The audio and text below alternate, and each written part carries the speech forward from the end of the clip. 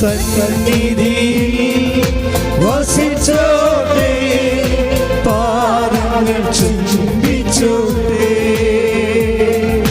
സന്നിധിയിൽ വസിച്ചോട്ടെ, പാദങ്ങൾ ചുംബിച്ചോട്ടെ. ആരാധ്യൻ യേശുപരാ, വണങ്ങുന്നു ഞാൻ പ്രിയനേ. തേജസ്സിൽ നീങ്ങുകയും ഹൃദയത്തിനാനന്ദമേ. ഹല്ലേലൂയ.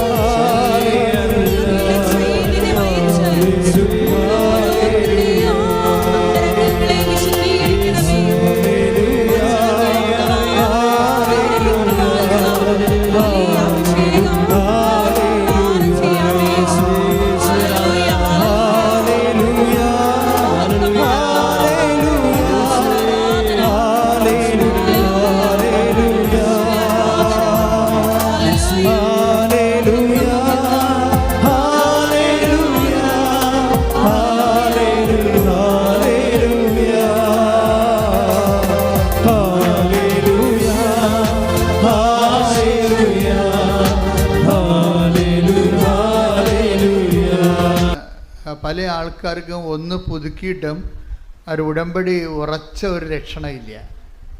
എല്ലാവർക്കും അല്ല കേട്ടോ, കുറച്ച് പേർക്ക് ഉടമ്പടി ഉറക്കണില്ല. അതെന്തുകൊണ്ടാണ് ഉടമ്പടി ഉറക്കാത്തത്? ഉടമ്പടി ഉറപ്പിക്കലെന്ന് ഇപ്പം നമ്മൾ ഈ കല്യാണം ഉറപ്പിക്കലില്ലേ, ഉടമ്പടി ഒരു കല്യാണമാണല്ലോ അല്ലേ? ദൈവമായിട്ട് നമ്മളൊരു ഭയങ്കര അമീക്കബിളായിട്ടുള്ള പേഴ്സണൽ റിലേഷനിലേക്ക് പ്രവേശിക്കുക.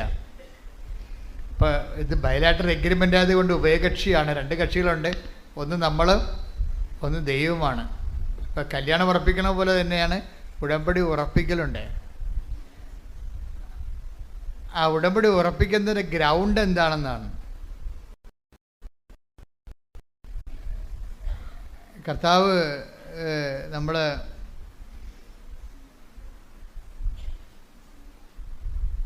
വിശുദ്ധ മത്തായി ശ്ലീഹായുടെ സുവിശേഷം 7-24 വാക്യം. മത്തായിയുടെ സുവിശേഷം 7-24 വാക്യം. ശ്രുതികട ഹല്ലേലൂയ. എൻ്റെ ഈ വചനങ്ങൾ ശ്രവിക്കുകയും, പറഞ്ഞ എൻ്റെ ഈ വചനങ്ങൾ ശ്രവിക്കുകയും അവ അനുസരിക്കുകയും ചെയ്യുന്നവൻ പാറമേൽ ഭവനം പണിത വിവേകമതിയായ മനുഷ്യന് തുല്യനായിരിക്കും. അപ്പൊ രണ്ട് കാര്യമാണ് ഉടമ്പടി എടുക്കുന്നവർക്ക് ഈശോ കൊടുത്തിരിക്കുന്ന രണ്ട് ഫീച്ചേഴ്സാണ്. എന്താ ഒരു കാര്യം എന്താണ്? അയാൾ ഉടമ്പടി എടുക്കുന്ന വിവേകമാണെന്ന്. ഒരു മനുഷ്യന് വിവേകമായിട്ട് ചെയ്യാൻ പറ്റുന്ന ഒരു കാര്യമാണ്. എന്താണ്? ഒന്നിന് വായിച്ച് 7:24 മത്തായി ശ്ലീഹ. എൻ്റെ ഈ വചനങ്ങൾ ശ്രവിക്കുകയും, പറഞ്ഞ് എൻ്റെ ഈ വചനങ്ങൾ ശ്രവിക്കുകയും അവ അനുസരിക്കുകയും ചെയ്യുന്നവൻ പാറമേൽ ഭവനം പണിത വിവേകമതിയായ മനുഷ്യന് തുല്യനായിരിക്കും. അപ്പോൾ അവൻ പറയണ പോലെ ചെയ്യുന്നതാണല്ലോ ഉടമ്പടി അല്ലേ? യോഹന്നാൻ 2:5 നിന്നാണ് ഉടമ്പടി ബേസ്മെൻറ്റ്. അവൻ പറയുന്നത് പോലെ ചെയ്യുന്നത് എന്താണെന്നാണ് ഈശോ പറയണത്.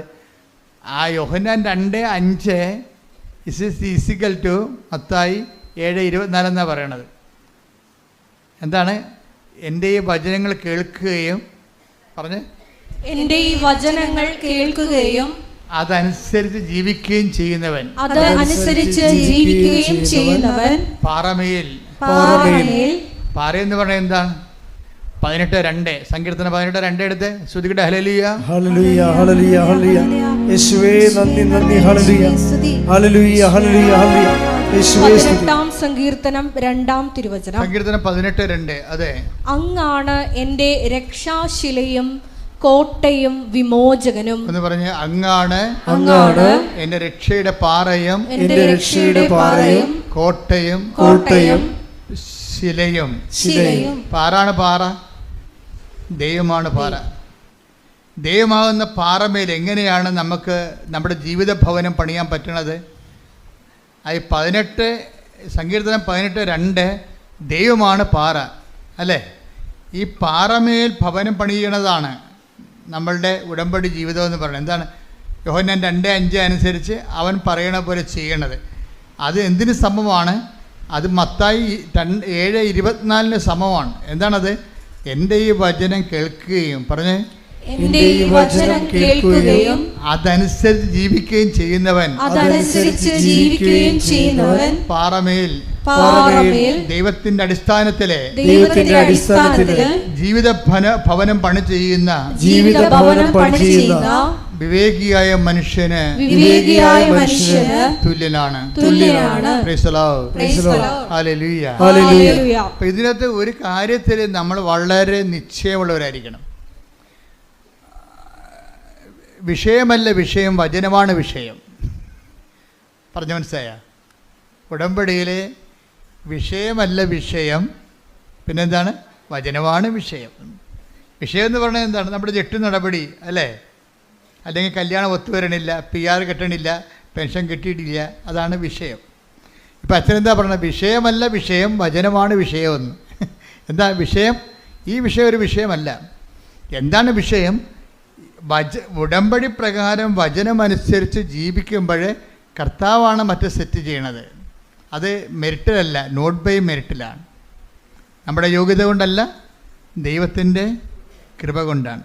പല വിഷയങ്ങളും സത്യം എന്താണെന്ന് ചോദിച്ചു കഴിഞ്ഞാൽ, ഇപ്പം എന്താണ് സത്യം എന്ന് ചോദിക്കുന്നുണ്ട്. ആരോട് ചോദിക്കുന്നുണ്ട്? പീലാത്തോസ് ഈശോനോട് ചോദിക്കും. ഈശോ തൽക്കാലം അയാളോടത് പറയുന്നില്ല. എന്താ കാര്യം? അയാളുടെ സത്യത്തെക്കുറിച്ച് പറഞ്ഞിട്ട് കാര്യമില്ല. അതുകൊണ്ടാണ് ഈശോ മൗനം പാലിച്ചത്. ഈശോ പീലാത്തോസ് ഈശോയോട് ചോദിക്കണില്ലേ, വാട്ട് ഈസ് ട്രൂത്ത്? ഞാൻ സത്യത്തിന് സാക്ഷ്യം വഹിക്കാൻ വന്ന ആളാണെന്ന് ഈശോ പറയുമ്പോൾ പീലാത്തോസ് ഈശോയോട് എന്ത് പറയും? ചോദിക്കും, വാട്ട് ഈസ് ട്രൂത്ത്? എന്താണ് സത്യം? ഈശോ അവിടെ മിണ്ടണില്ല. പരിശുദ്ധാത്മാവ് ഈ ഭാഗം എഴുതുമ്പോൾ യോഹന്നാനെ വ്യാഖ്യാനിച്ചു കൊടുക്കും. Your word is the truth. അങ്ങയുടെ വചനമാണല്ലോ സത്യം. അപ്പോൾ വചനമാണ് സത്യം. ആ സത്യം ആരോടാ പറയണത്? ആ വചനം പാലിക്കാൻ സന്മനസ്സും തുറവിയും ഉള്ളവരോടാണ് പറയണത്. എല്ലാവരോടും പറയത്തില്ല. അതുകൊണ്ടാണ് പറയണത് പുറത്തുള്ളവർക്ക് അത് ഉപമകളിലൂടെ പറയുന്നുവെന്ന്. തനിച്ചാകുമ്പോൾ അത് വ്യാഖ്യാനിച്ചു കൊടുക്കുന്നു. Take the blood of God. സ്തുതിക്കട്ടെ. ഹല്ലേലൂയ.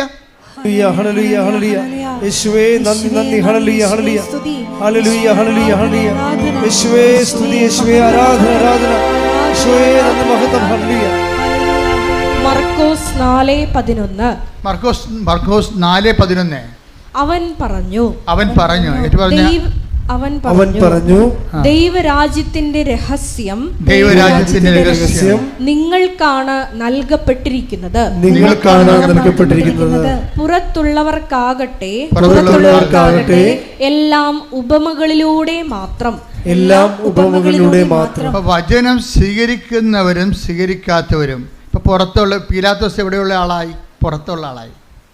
അതുകൊണ്ടാണ് അയാളോട് മിണ്ടാതിരുന്നത്. ഇപ്പം നിങ്ങൾക്ക് വചനം ഉൾക്കൊള്ളാൻ തയ്യാറല്ലെങ്കിൽ ദൈവം നിങ്ങളോട് മിണ്ടത്തില്ല. ആ വിഷയം വിട്ടുപിടിക്കാൻ പറയും. ഇപ്പം എന്താ വന്നത്? മകളെ കെട്ടിച്ചില്ല, കെട്ടിച്ച് വണ്ടി വിട്ടേക്കാൻ പറയും. കെട്ടിച്ചെന്നേക്കാൻ വണ്ടി വിട്ടേക്കാൻ പറയും. ദൈവിക കാര്യങ്ങൾ സംസാരിക്കത്തില്ല. ആ മിണ്ടിയില്ലെന്നല്ലേ? കർത്താവിൻ്റെ സ്വഭാവത്തിൻ്റെ അകത്തൊരു ഭാഗമാണ് മിണ്ടാത്തത്. ഇപ്പം അതായത് വചനം സ്വീകരിക്കാൻ തയ്യാറുള്ളവരോട് അവൻ അതിൻ്റെ വ്യാഖ്യാനങ്ങൾ പറഞ്ഞുകൊണ്ടിരിക്കും. വചനമൊന്നും വേണ്ട, എനിക്ക് മകളെ കെട്ടിച്ചാൽ മതി എന്ന് പറഞ്ഞാൽ മകളെയും കെട്ടിച്ച് ചാപ്റ്റർ ക്ലോസ് ചെയ്ത് ഫയൽ ക്ലോസ് ചെയ്ത് കളയും. എന്താ കാര്യം? അപ്പം നമ്മളാരാകും? പുറത്തുള്ളവരാകും. വചനത്തിൻ്റെ മുമ്പിൽ എപ്പോഴും പുറത്തും അകത്തും ഉള്ളവരുണ്ടാകും. പുറത്തുള്ളവരോട് വചനത്തിൻ്റെ പൊരുളിനെ കുറിച്ച് മിണ്ടത്തില്ല. കാര്യം എന്താണ്? അവർ കേട്ടിട്ടും ഗ്രഹിക്കാതിരിക്കാനും മനസ്സിലാക്കാതിരിക്കാനും. ഹല്ലേലൂയ. യേശുവേ നന്ദി. ഹല്ലേലൂയ ഹല്ലേലൂയ ഹല്ലേലൂയ ഹല്ലേലൂയ. യേശുവേ സ്തുതി. ഹല്ലേലൂയ ഹല്ലേലൂയ. യേശുവേ നന്ദി നന്ദി നന്ദി. ഹല്ലേലൂയ ഹല്ലേലൂയ. മത്തായി 13:13. മത്തായി 13:13. അതുകൊണ്ടാണ് ഏറ്റുപറഞ്ഞ അതുകൊണ്ടാണ് ഞാൻ അവരോട് ഉപമകൾ വഴി സംസാരിക്കുന്നത്. കാരണം അവർ കണ്ടിട്ടും കാണുന്നില്ല, കേട്ടിട്ടും കേൾക്കുന്നില്ല, ഗ്രഹിക്കുന്നുമില്ല. അപ്പോൾ കേൾക്കാൻ ചെവിയുള്ളവരുണ്ട്, ചെവി ഇല്ലാത്തവരുണ്ട്. എല്ലാവർക്കും ഈ സംഭവം ഈ മൈക്ക് പോലെ ഇരിക്കുന്നുണ്ടെങ്കിലും ഇതിനകത്ത് വർക്ക് ചെയ്യത്തില്ല ചില ആൾക്കാർക്ക്. വചനപ്പൊട്ടന്മാരെന്ന് പറയും. വചനം സ്വീകരിക്കുന്നതിൽ പൊട്ടുള്ളവർ വചനപ്പൊട്ടന്മാർ. ഇയാളൊരു വചനപ്പൊട്ടനാണ്. ആരാണ്? പിലാത്തോസ്. അതുകൊണ്ടാണ് മിണ്ടിയില്ല. ഈശോ ഈ വിഷയം എപ്പോഴും നമ്മളെപ്പോഴും ശ്രദ്ധിക്കേണ്ടത്, കർത്താവുമായിട്ട് വരുമ്പോൾ ക്യാഷ് ആൻഡ് കൈൻഡ് മാത്രം നമ്മൾ എന്നും അത് തന്നെയാണ് പറയണമെന്നുണ്ടെങ്കിൽ നമ്മൾ പുറത്തുള്ളവരാകും. പുറത്തുള്ളവർ പറയും, ഈശോ പറയും, മക്കൾക്ക് മിണ്ടാത്തത് എന്താണ് നീ എന്ന് കർത്താവിനോട്ടിരിക്കുക അപ്പോസ്തലന്മാർ ചോദിച്ചു. Why are you not talking? അപ്പോസ്തലന്മാർ ചോദിച്ചു. അവളെ പറഞ്ഞു വിടാൻ കാനംകാരിയില്ലേ, കാനംകാരിയുടെ ഒരു സെക്ഷൻ ശ്രുതിയുടെ ഹല്ലേലൂയ യേശുവേ നന്ദി. ഹല്ലേലൂയ ഹല്ലേലൂയ ഹല്ലേലൂയ ഹല്ലേലൂയ ഹല്ലേലൂയ. യേശുവേ സ്തുതി. ഹല്ലേലൂയ ഹല്ലേലൂയ. 15:23. മത്തായി 15:23 എടുത്തേ. എന്നാൽ അവൻ ഒരു വാക്ക് പോലും ഉത്തരം പറഞ്ഞില്ല. മത്തായി 15:23 കണ്ടില്ലേ? എന്നാൽ പറഞ്ഞേ, അവൻ ഒരു വാക്ക് പോലും ഉത്തരം പറഞ്ഞില്ല. എന്താ കാര്യം? സിറ്റുവേഷൻ എന്താ? കാനംകാരി അല്ലെങ്കിൽ സീറോ ഫിനീഷ്യസ് എന്ന് മർക്കോസ് പറയുന്ന ഈ കക്ഷി, അവരെ വചനത്തിൻ്റെ പാരമ്പര്യത്തിലുള്ള ആളല്ല. അവൾക്ക് വചനം കേൾക്കേണ്ട ആവശ്യമില്ല. അവളുടെ മകൾക്ക് പിശാച് ബാധയാണ്, അതൊന്ന് ഒഴിപ്പിച്ച് കിട്ടിയാൽ മതി. കാര്യം ഒന്ന് കണ്ടാൽ മതി, വേറെ പ്രശ്നമൊന്നുമില്ല. കാര്യം കാണാൻ വേണ്ടി വേണം കരഞ്ഞ് കാല് പിടിച്ച് പുറകെ നടക്കുകയും. കാനംകാരിയുടെ അവസ്ഥയാണ്. പക്ഷേ ഇവിടെ ഇവൾ വന്ന് യേശുവിനോട് പറയും, കാര്യം കാണാൻ വേണ്ടി കരഞ്ഞ് കാല് പിടിച്ച് നടക്കുന്ന പാർട്ടിയാണ്. അങ്ങനെ കുറേ ഐറ്റം ആൾക്കാരുണ്ട്. അവരായി സീറോ ഫിനിഷർ സ്ത്രീയെക്കുറിച്ച് പോലും അതുപോലെ തന്നെ കാനംകാരിയെപ്പോലെയാണ് ഈശോ ബ്രാൻഡ് ചെയ്യണത്. എന്ന് പറഞ്ഞാൽ അവൻ മിണ്ടിയില്ലെന്ന് പറയും, അവൻ സംസാരിച്ചില്ല. എന്താ കാര്യം? പിലാത്തോസിനോട് അവൻ മിണ്ടിയില്ല, കാനംകാരിയോട് അവൻ മിണ്ടിയില്ല. കാര്യം എന്താണ്? അത് പുറത്തുള്ളതാണെന്ന്, കേട്ടിട്ട് കാര്യമില്ലെന്ന്, കേട്ടിട്ടും ഗ്രഹിക്കുന്നില്ല. അവർ മാനസാന്തരത്തിലേക്കും രക്ഷാനുഭവത്തിലേക്കും വരുന്നില്ല. എന്നും വയറ്റിപ്പഴപ്പ് മാത്രമേ അവരുടെ പ്രശ്നമുള്ളൂ. എന്തെങ്കിലും വയറ്റിപ്പഴപ്പ് മാത്രമേ ഉള്ളൂ. യേശുക്രിസ്തുവിന് വേണ്ട, യേശുക്രിസ്തുവിൻ്റെ അനുഗ്രഹങ്ങൾ മാത്രം മതി. അങ്ങനെ ഒരു ഐറ്റം ആൾക്കാരുണ്ട്. ക്രിസ്തുവിനെ വേണ്ട, നിത്യരക്ഷ വേണ്ട, ക്രിസ്തുവിൻ്റെ അനുഗ്രഹങ്ങൾ മാത്രം മതി. അതാണ് കാനംകാരി എന്ന് പറയുന്നത്. അവരോട് വചനത്തിൻ്റെ പൊരുൾ പറയത്തില്ല. കിട്ടിയ വാങ്ങിച്ചിട്ട് വീട്ടിൽ പോയി കൊള്ളാൻ പറയും. കിട്ടിയ വാങ്ങിച്ചിട്ട് വീട്ടിൽ പോകും, നമ്മളുള്ള ബിസിനസ് അവസാനിക്കണമെന്ന് പറയും. അപ്പോൾ അപ്പോസ്തലന്മാർ ഈശോ മിണ്ടാതെ നടക്കുമ്പോൾ അപ്പോസ്തലന്മാരുടെ അടുത്ത് ഇവിടെ ചെല്ലും. ഇവിടെ ചെന്നിട്ട് പറയും, ഗുരു മിണ്ടണില്ല, എൻ്റെ വീട്ടിൽ ഭയങ്കര പ്രശ്നമാണ്, ഞാൻ ഉടമ്പടി എടുത്ത് പുതുക്കാറായി, എന്നിട്ട് ഒരു അടയാളമില്ല, ഗുരു മിണ്ടണില്ല. അതാണ് സംഭവം. മിണ്ടാത്ത സിറ്റുവേഷൻ ഉണ്ടേ. ഇപ്പം നിങ്ങൾ ഉടമ്പടി എടുത്തിട്ട് നിങ്ങളിപ്പോൾ അച്ഛനെ കാണണം എന്ന് പറഞ്ഞ എന്താ കാര്യം? എന്താ? ചിലപ്പോൾ അച്ഛനെ കണ്ടാലും നടക്കത്തില്ല. എന്താ കാര്യം? ഗുരു മിണ്ടണില്ലെങ്കിൽ പിന്നെ എന്ത് ചെയ്യാനാണ്? ഗുരുവിനറിയാം ഈ കാര്യം കണ്ടാൽ പിന്നെ ഇവളെ രാവിലെ പോലും എഴുന്നേക്കത്തില്ലെന്നറിയാം. അതാണ് പ്രശ്നം. ഗുരുവിൻ്റെ പ്രശ്നം എന്തുകൊണ്ടാണ് മിണ്ടാത്തത്? ഇവളെ കാര്യം കണ്ടു കഴിഞ്ഞാൽ പിന്നെ പ്രത്യക്ഷയുടെ പ്രാർത്ഥനയും ഇല്ല, രാവിലെ പോലും എഴുന്നേക്കത്തുമില്ല, ഈ കണ്ട യാതൊരു പരിപാടികളും ഇല്ലെന്നറിയാം. ദൈവത്തെ നിങ്ങൾ അറിയാവുന്ന കൊണ്ട് മിണ്ടാതിരിക്കാം. അപ്പോൾ എന്ത് പറ്റണം?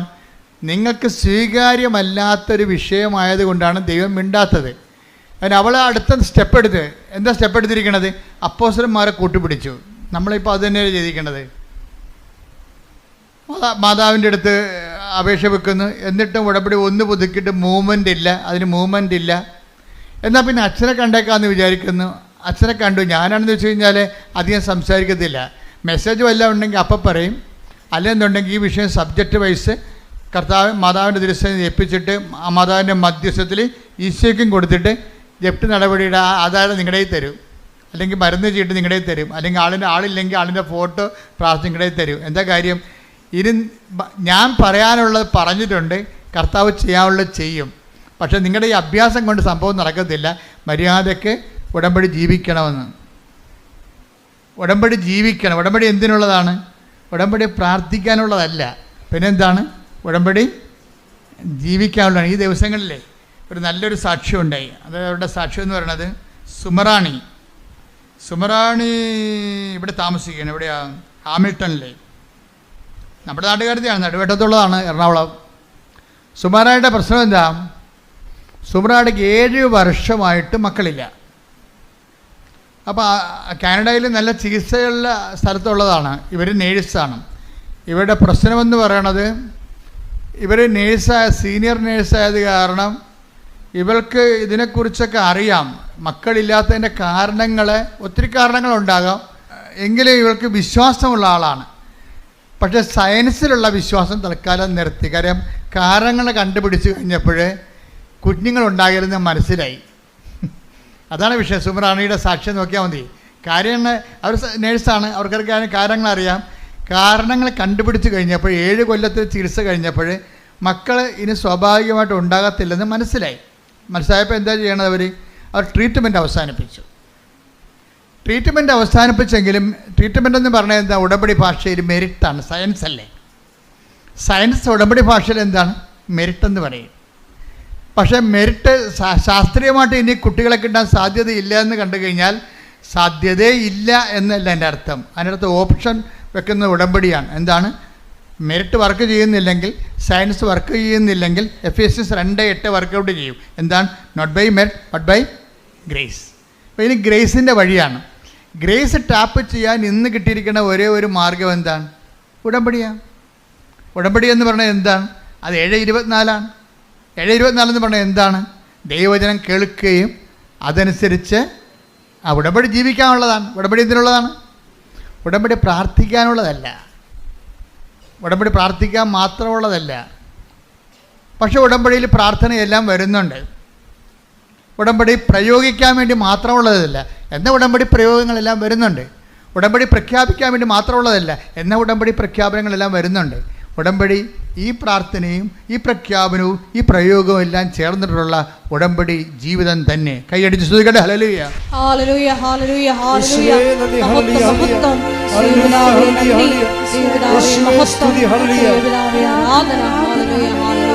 ഉടമ്പടി പ്രാർത്ഥനയിൽ അമ്മ ഉടനടി പരിഹാരമേകും.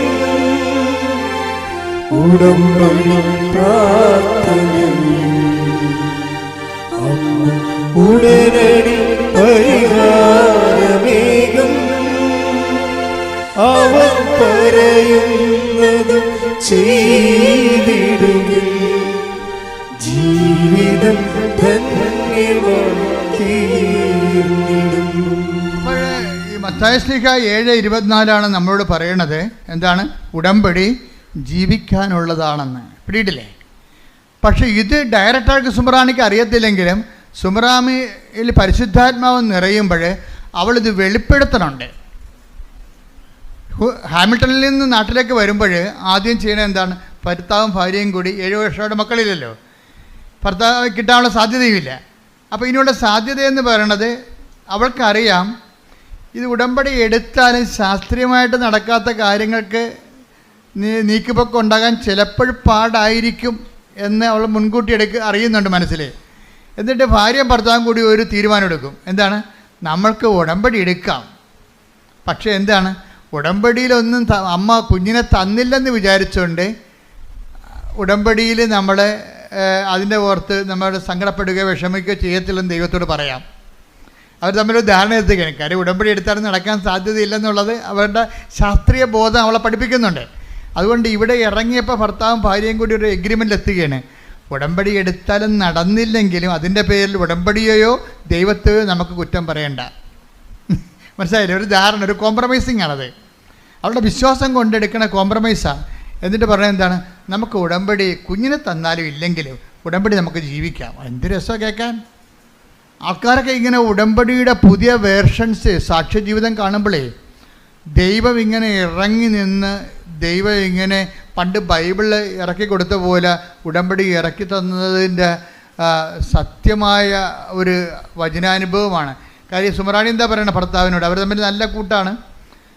പക്ഷേ അവരെന്താ പറയണത്? ഉടമ്പടി നമുക്ക് മക്കളെ കിട്ടിയില്ലെങ്കിലും നമുക്ക് ഉടമ്പടി എടുത്ത് ഉടമ്പടിയിൽ ജീവിക്കാമെന്നാണ് പറയണത്. ഉടമ്പടി എന്തിനുള്ളതാണ്? എന്തെങ്കിലും കാര്യം കാണാൻ വേണ്ടിയുള്ളതല്ല, ഉടമ്പടി ജീവിക്കാനുള്ളതാണ്, ദൈവവുമായിട്ട് ജീവിക്കാനുള്ളതാണ്. കൈയടിക്കട്ടെ. ഹല്ലേലൂയ, ഹല്ലേലൂയ, ഹല്ലേലൂയ. മഹത്വം, മഹത്വം. ആരാധന, ആരാധന. ദൈവപിതാവേ, നന്ദി. കർത്താവേ, മഹത്വം.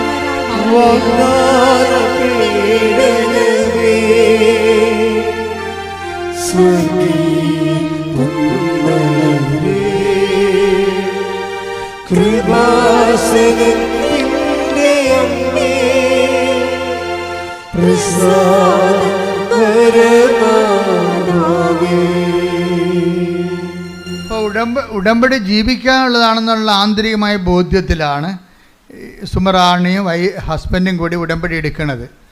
പക്ഷെ അങ്ങനെ ഉടമ്പടി എടുത്ത് അവർ ഉടമ്പടി ജീവിക്കാൻ തുടങ്ങിയപ്പോൾ അമ്മയ്ക്ക് മനസ്സിലായില്ലേ ഇത് സത്യമായ വിഷയമാണ് ചെയ്യാൻ പോണമെന്ന്. അതാണ് സത്യമാണെന്ന് കണ്ടു കഴിഞ്ഞാൽ ശാസ്ത്രത്തെക്കാൾ വലുതല്ലേ ദൈവം. അതാ വിഷയം. അവർക്ക് ദൈവത്തെ ശാസ്ത്രീയമായിട്ട് കിട്ടാൻ സാധ്യതയില്ലാത്ത കാര്യത്തിൻ്റെ പേരിൽ ദൈവത്തെ പഴിചാരരുന്നുള്ള മുൻ ജാമ്യമെടുത്താണ് അവർ ഉടമ്പടി എടുക്കുന്നത്. ജാമ്യം എടുക്കണേ, അതിൻ്റെ പേരിൽ ഞങ്ങൾ ദൈവത്തെ കുറ്റം പറയത്തില്ല. ഞങ്ങൾ ഉടമ്പടി എടുക്കേണ്ട ഉദ്ദേശം എന്താണ്? ഉടമ്പടിയിൽ ജീവിക്കാൻ വേണ്ടിയാണ്. അപ്പോൾ ഉടമ്പടിയിൽ അവർ ജീവിക്കുകയാണ്. അവൻ പറയണ പോലെ ചെയ്തുകൊണ്ട് ഉടമ്പടിയുടെ എല്ലാ വാഗ്ദാനങ്ങളും എല്ലാ നിബന്ധനകളും നിറവേറ്റിക്കൊണ്ട് അവർ ഉടമ്പടി ജീവിക്കാൻ. പക്ഷെ 1 മാസം മറ്റേ ജീവിച്ചുള്ളൂ. അപ്പോൾ തന്നെ അവൾ പ്രഗ്നൻ്റായി. ഹല്ലേലൂയ, യേശുവേ നന്ദി. പ്രഗ്നൻ്റായി കഴിഞ്ഞപ്പോൾ ഒരു ചെറിയൊരു പ്രശ്നമുണ്ടായി കുറച്ച് ദിവസം കഴിഞ്ഞപ്പോൾ. അത് കഴിഞ്ഞാൽ അതായത് കോർണിവ എന്ന് പറഞ്ഞൊരു സ്ഥലം, അതായത് ഫലോപ്പിയൻ ട്യൂബിൻ്റെയും ഗർഭനാളിയുടെയും അതുപോലെ ഗർഭപാത്രത്തിൻ്റെയും വക്കിൽ ആണ് ഇത്. ഇപ്പം നമുക്കൊരു കെറ്റിലുണ്ടെങ്കിൽ കെറ്റിലിനൊരു നാളമില്ലേ, കെറ്റിൻ്റെ അകത്തുമല്ല എന്നാൽ ആ കുഴലുമല്ല, ഇതിൻ്റെ ജംഗ്ഷനിലിരിക്കുകയാണ്. അപ്പോൾ അങ്ങനെ ഇരുന്ന് നമ്മൾ വേര് പിടിച്ചു പോയി ഭയങ്കര പ്രശ്നമാണ്. പിന്നെ അത് കഴിഞ്ഞിട്ട് റപ്ചറാകും, പൊട്ടും, ബ്ലഡാകും, ആളിയാകും, പെട്ടെന്ന് പിന്നെ മരണമൊക്കെ. അപ്പോൾ ഇങ്ങനെ വലിയ ഒരു ദശാസന്ധി ചെന്ന് ചാടിയിരിക്കുകയാണ്. അപ്പോൾ ഡോക്ടർമാർ പറഞ്ഞു നമുക്ക് എടുത്ത് കളയാം, പെട്ടെന്ന് എടുത്ത് കളയാമെന്ന് പറഞ്ഞു. അപ്പോൾ എടുത്ത് കളയാമെന്ന് പറയുമ്പോഴും ഇവൾ പറയുന്ന സംഭവമുണ്ട്, ഇത് അമ്മ പ്രത്യക്ഷീകരണത്തിൻ്റെ ഭാഗമായിട്ട് തന്ന കുഞ്ഞാണ്. ഉടമ്പടിയിൽ കിട്ടണതെല്ലാം ഉടമ്പടി എന്നൊരു സംവിധാനം എന്നതിനേക്കാൾ ഉപരി പ്രത്യക്ഷീകരണം. അവൾ എന്തൊരു ജ്ഞാനമാണ് അവർക്ക്. അമ്മ ഇത് ഡോക്ടർ എടുത്ത് കളയാമെന്ന് പറയുമ്പോഴേ ഭാര്യ ഭർത്താവിനോട് പറഞ്ഞ എന്താ, ഇത് ഉടമ്പടി വഴി കിട്ടിയതല്ലേ. അപ്പോഴും ഉടമ്പടി വഴി കിട്ടിയെന്ന് പറഞ്ഞു കഴിഞ്ഞാൽ പ്രത്യക്ഷീകരണത്തിൻ്റെ ഭാഗമായിട്ടല്ലേ ഉടമ്പടി കിട്ടിയത്. അപ്പോൾ ഈ കുഞ്ഞ് ഉടമ്പടി വഴി കിട്ടുന്ന എല്ലാ അനുഗ്രഹങ്ങളും പ്രത്യക്ഷീകരണത്തിൻ്റെ ഭാഗമാണ്. അപ്പോൾ ഈ കുഞ്ഞ് അമ്മയുടെ പ്രത്യക്ഷീകരണത്തിൻ്റെ ഭാഗമായിട്ടല്ലേ ഇങ്ങനെ കോർണിവായൊരു കുഞ്ഞിങ്ങനെ ഉരുവായിരിക്കണത്. അപ്പോൾ ഇത് എടുത്തു കളയാമെന്ന് വൈദ്യശാസ്ത്രം പറഞ്ഞാൽ പ്രത്യക്ഷീകരണത്തിൻ്റെ ഭാഗമാകണത് എങ്ങനെയാണ്? അപ്പോൾ ദൈവത്തിന് ഇതിൻ്റെ അകത്ത് പദ്ധതി ഉണ്ട്, നമുക്ക് വെയിറ്റ് ചെയ്യാമെന്ന് പറഞ്ഞു, പ്രാർത്ഥിച്ച് വെയിറ്റ് ചെയ്യാമെന്ന് പറഞ്ഞു. പ്രാർത്ഥിച്ച് വെയിറ്റ് ചെയ്യാമെന്ന് പറയുമ്പോൾ പ്രാർത്ഥന തന്നെ കണ്ടില്ലേ. ഇവിടുന്നാണ് ഉടമ്പടിയിൽ ഉണ്ടാകുന്ന പ്രാർത്ഥന എന്ന് പറയണത്. ഉടമ്പടിയിൽ അച്ഛൻ എന്താ പറഞ്ഞത്? പ്രാർത്ഥനയുണ്ട്, പിന്നെ എന്താണ്? പ്രഖ്യാപനമുണ്ട്, പിന്നെ എന്താണ്? പ്രയോഗമുണ്ട്. അപ്പം പ്രാർത്ഥന വന്നിട്ട് ഇവരെന്നാ ചെയ്യുമെന്നറിയാമോ? ഒരാഴ്ച പ്രാർത്ഥിക്കും. കൊച്ചിനെ എടുത്ത് കളയാം, അതിനുവേണ്ടി ഓപ്പറേഷൻ നിശ്ചയിച്ച് കഴിയുമ്പോൾ ഓപ്പറേഷൻ ഇവിടെ ഒപ്പിട്ട് കൊടുക്കാതെ ഇവരെന്ത് ചെയ്യും? ഉടമ്പടിയിലെ 33% എന്താണ്? പ്രാർത്ഥനയല്ലേ. ആ പ്രാർത്ഥനയിലേക്ക് ഇവർ പോകും. പ്രാർത്ഥനയെ പ്രവേശിച്ച് അതായത് ഒരാഴ്ച കഴിയുമ്പോൾ ഇവരെന്താ പ്രാർത്ഥിക്കണത്? ഇവർ പ്രാർത്ഥിക്കുന്നത് ഡോക്ടറിനെ സമർപ്പിച്ചാണ് പ്രാർത്ഥിക്കണത്, ഇവരെ സമർപ്പിച്ചല്ല. ഇവർക്ക് പ്രശ്നങ്ങളില്ലെന്നാണ് പറയണത്. ഇവർ പറയുന്നത് ഡോക്ടറിനാണ് പ്രശ്നം. ആ പ്രശ്നം അവർ ഡിറ്റക്റ്റ് ചെയ്യണണ്ടല്ലേ, ആ ഡിറ്റക്ഷൻ ഭയങ്കരമാണ്. ഞങ്ങൾ ഡോക്ടറിനെ സമർപ്പിച്ച് പ്രാർത്ഥിച്ചത്. പ്രശ്നം ആർക്കാ? പ്രശ്നം ഇവർക്കാ. ഇവരുടെ ഗർഭപാത്രത്തിലല്ലേ ഗർഭനാളിയുടെ കുഞ്ഞ് ജനിച്ചിരിക്കണം, സൈഗോട്ട് രൂപപ്പെട്ടിരിക്കണത്. പക്ഷേ ഇവർ പ്രാർത്ഥിക്കുന്നത് ആരും ഗർഭനാളി സമർപ്പിച്ചല്ല പ്രാർത്ഥിക്കുന്നത്, അവരെ പ്രാർത്ഥിക്കുന്നത്. അത് പരിശുദ്ധാത്മാ വിവേചനം കൊടുക്കും. കാര്യം നിങ്ങളുടെ ഉള്ള പ്രശ്നം ഓപ്പറേഷൻ നിശ്ചയിച്ച ഡോക്ടറിനാണ് പ്രശ്നം, അതാ വിഷയം. ഈ പരിശുദ്ധാത്മാവ് minimum keep the holy spirit എന്ന് ഞാൻ എപ്പോഴും പറയത്തില്ലേ, അതായത് പരിശുദ്ധാത്മാവാണ് വിവേചനം നടത്തേണ്ടത്. പരിശുദ്ധാത്മാവ് ഇവർക്കുള്ളത് കാരണം പരിശുദ്ധാത്മാവ് പറഞ്ഞു നിങ്ങളുടെ ഗർഭപാത്രമല്ല സമർപ്പിച്ച് പ്രാർത്ഥിക്കേണ്ടത്, മരുന്നുമല്ല പറഞ്ഞത്. ഓപ്പറേഷന് വേണ്ടി പറഞ്ഞ് ഡോക്ടറിനെ സമർപ്പിച്ച് പ്രാർത്ഥിക്കണമെന്ന്. ഇവർ ഡോക്ടറിനെ സമർപ്പിച്ച് രാത്രി ആരാധന നടത്തി, പ്രത്യക്ഷീകരണ പ്രാർത്ഥന വെച്ചല്ലേ. ഒരാഴ്ച മുഴുവൻ ഡോക്ടറിനെ സമർപ്പിച്ച് പ്രാർത്ഥിച്ചപ്പോൾ ഡോക്ടറിൻ്റെ അകത്തൊരു മാറ്റം ഉണ്ടായി. ഡോക്ടറിന് അതാണ് പ്രാർത്ഥനയുടെ സംഭവം. ഡോക്ടർ ഇതിൻ്റെ സ്പെസിമെൻ എടുത്തിട്ട് സ്കാനിങ് റിപ്പോർട്ട് എടുത്തിട്ട് കാനഡയിൽ നിന്ന് ഓസ്ട്രേലിയയിലേക്ക് അയച്ചു കൊടുക്കും. ഡോക്ടറിൻ്റെ സീനിയർ ഡോക്ടറിനെ അയച്ചു കൊടുക്കും. ഗൈനക്കോളജി വിഭാഗം കൈകാര്യം ചെയ്യുന്ന എക്സ്പെർട്ടാണ്. അപ്പോൾ അതാണ് ഡോക്ടറിനുണ്ടായ മാറ്റം. അവർ സ്കാനിങ് റിപ്പോർട്ട് രണ്ടാമത് ഈ സ്കാനിങ് റിപ്പോർട്ട് അപ്പോൾ ഇവള് സുമറാണി പറയവേ, എടാ ഞാനൊരു സാധാരണ നേഴ്സാണ്, എനിക്ക് ഇത്രയും സ്പെഷ്യൽ കെയറും വേറെ ഇൻ്റർനാഷണൽ ലെവലിൽ വേറെ രാജ്യങ്ങളിൽ എന്നെ ടെസ്റ്റ് ചെയ്യേണ്ട കാര്യമില്ല. പക്ഷേ എങ്കിലും ഇതെല്ലാം ഫ്രീ ആയിട്ട് ഇവർ ചെയ്യണം ആശുപത്രിക്കാർക്ക് ഇതൊരു പുതിയ കേസാണ്. അതിൻ്റെ കേസ് എന്താണെന്ന് അവർക്ക് പഠിക്കുകയും ചെയ്യണം, കേസ് സ്റ്റഡിയും വേണം. അതുകൊണ്ട് അവരുടെ റിസ്കിലും അവരുടെ എക്സ്പെൻഡിച്ചറിലും അവർ ഇത് ഉപരിപഠനത്തിനായിട്ട് സ്കാനിങ് റിപ്പോർട്ട് അയക്കും. ഡോക്ടറെ സംബന്ധിച്ച് പ്രാർത്ഥിക്കുമ്പോൾ സംഭവിക്കുന്ന വിഷയങ്ങളാണത്. അവിടെ ഓസ്ട്രേലിയ ഡോക്ടർ ഇത് പെട്ടെന്ന് പഠിച്ചിട്ട് പറയും ഇത് കുഴപ്പമില്ല, സമയത്ത് കുറച്ച് കഴിയുമ്പോൾ ഇത് താഴേക്ക് ഇറങ്ങി വരും. അപ്പോൾ സീനിയർ ഡോക്ടറിന് നിർബന്ധമായി. അപ്പോൾ ഓപ്പറേഷൻ ഒഴിവായി. നോക്കിയേ, കൈയടിച്ച് ശ്രദ്ധിക്കട്ടെ. ഹല്ലേലൂയ ഹല്ലേലൂയ ഹല്ലേലൂയ ഹല്ലേലൂയ മഹത്വം മഹത്വം ആരാധന ഹല്ലേലൂയ ഹല്ലേലൂയ യേശുവേ ആരാധന. അതായത് നമ്മളുടെ ഈ ഉടമ്പടി ഉറപ്പിക്കലെന്ന സംഭവത്തിൽ ചില സമയത്ത് ഇതുപോലെയുള്ള ഒരാട്ടം കാണാം. ആട്ടം കണ്ട ഇപ്പം നിങ്ങളെ വചനം എന്താ പറയണത്? വിളിയും തിരിഞ്ഞ് ഒന്ന് ഇപ്പം എടുത്ത് 2 പത്രോസിൻ്റെ 1:10 എടുത്ത് 2 പത്രോസ് 1:10 2 പത്രോസ് 1:10 ആകയാൽ സഹോദരരെ നിങ്ങളുടെ വിളിയും തിരഞ്ഞെടുപ്പും ഉറപ്പിക്കുന്നതിൽ കൂടുതൽ ഉത്സാഹമുള്ളവരായിരിക്കുവിൻ. ഇങ്ങനെ ചെയ്താൽ ഒരിക്കലും നിങ്ങൾ വീണു പോവുകയില്ല. അപ്പൊ ഇതിന്റെ 2 സെക്ഷനാണ് വരണം. ഒന്നെന്താണ്? 2 പത്രോസ് 1:10 വചനത്തിൽ എന്താ ഉള്ളത്? നിങ്ങളുടെ വിളിയും പിന്നെന്താ? തിരഞ്ഞെടുപ്പും. എന്തൊക്കെ ഉറപ്പിക്കാതെ പറഞ്ഞിരിക്കുന്നത്? ഒന്ന് വിളിയും തിരഞ്ഞെടുപ്പും. വിളി എന്ന് പറഞ്ഞാൽ എന്താണ്? വിശ്വാസത്തിലേക്കാണ് വിളിച്ചിരിക്കുന്നത്. ഇതെല്ലാം ബൈബിളിലുള്ള വിശ്വാസം ഇല്ലാതെ മുന്നോട്ട് പോകത്തില്ല. അവൻ പറയണ പോലെ ചെയ്യണതാണല്ലോ. ഞങ്ങളിപ്പോൾ ആരെയും ന്യായസ്ഥാനപ്പെടുത്തുന്നില്ലെന്നുണ്ടെങ്കിലും ഈ ഉടമ്പടി എടുക്കുന്നവർ പാലിക്കണത് ആരെയാണ്? വിശുദ്ധ വചനമേ പാലിച്ചിട്ട് അത് മുന്നോട്ട് പോകാൻ പറ്റത്തുള്ളൂ. ഇതാണ് വിശ്വാസം. ബൈബിളിലുള്ള വിശ്വാസമില്ലാതെ ഇതാണ് ബേസ്മെൻ്റ്. ഇതിൻ്റെ എന്താണ്? വിളിയാണ്. വിളി എന്താണ്? വിശ്വാസത്തിൽ ബൈബിളിലുള്ള വിശ്വാസത്തിലേക്കാണ് വിളി. ആരെ വന്ന് ഉടമ്പടി എടുത്താലും ഇതിൻ്റെ വിളി എങ്ങോട്ടാണ്? ബൈബിളിലുള്ള ബൈബിളിലുള്ള ദൈവത്തിലേക്കാണ് നിങ്ങൾ വിശ്വസിക്കണത്. ഉറപ്പല്ലേ? തിരഞ്ഞെടുപ്പ് എന്താണ്? ബൈബിളിലുള്ള ദൈവത്തെ അനുഭവിക്കാൻ വേണ്ടി നമ്മൾ തിരഞ്ഞെടുത്തിരിക്കണത് എന്തിനാണ്? ഉടമ്പടി പ്രയോഗത്തെയാണ്. പീഡിയ അതാണ് സംഭവം. ബൈബിളിൽ നമുക്ക് എങ്ങനെ പ്രവേശിക്കാം. പക്ഷേ നമ്മളിപ്പോൾ പ്രവേശിക്കുന്നത് ഏറ്റവും ഉത്തമമായ മാതൃക എന്താണ്? അവൻ പറയണത് പോലെ ചെയ്യുകയാണ്. വചനത്തെ ചെയ്തുകൊണ്ടാണ് നമ്മൾ ഇതിലേക്ക് പ്രവേശിക്കുന്നത്. പ്രാർത്ഥിക്കുക. കർത്താവായ ദൈവമേ, വചനം വിശ്വസിക്കുക മാത്രമല്ല അത് ജീവിച്ചുകൊണ്ട് അങ്ങയുമായിട്ടുള്ള ആത്മബന്ധത്തിന്റെ ആഴങ്ങൾ ആവിഷ്കരിക്കുന്ന ഉടമ്പടിയിലേക്ക് ഞങ്ങളെ ഉറപ്പിക്കണമേ.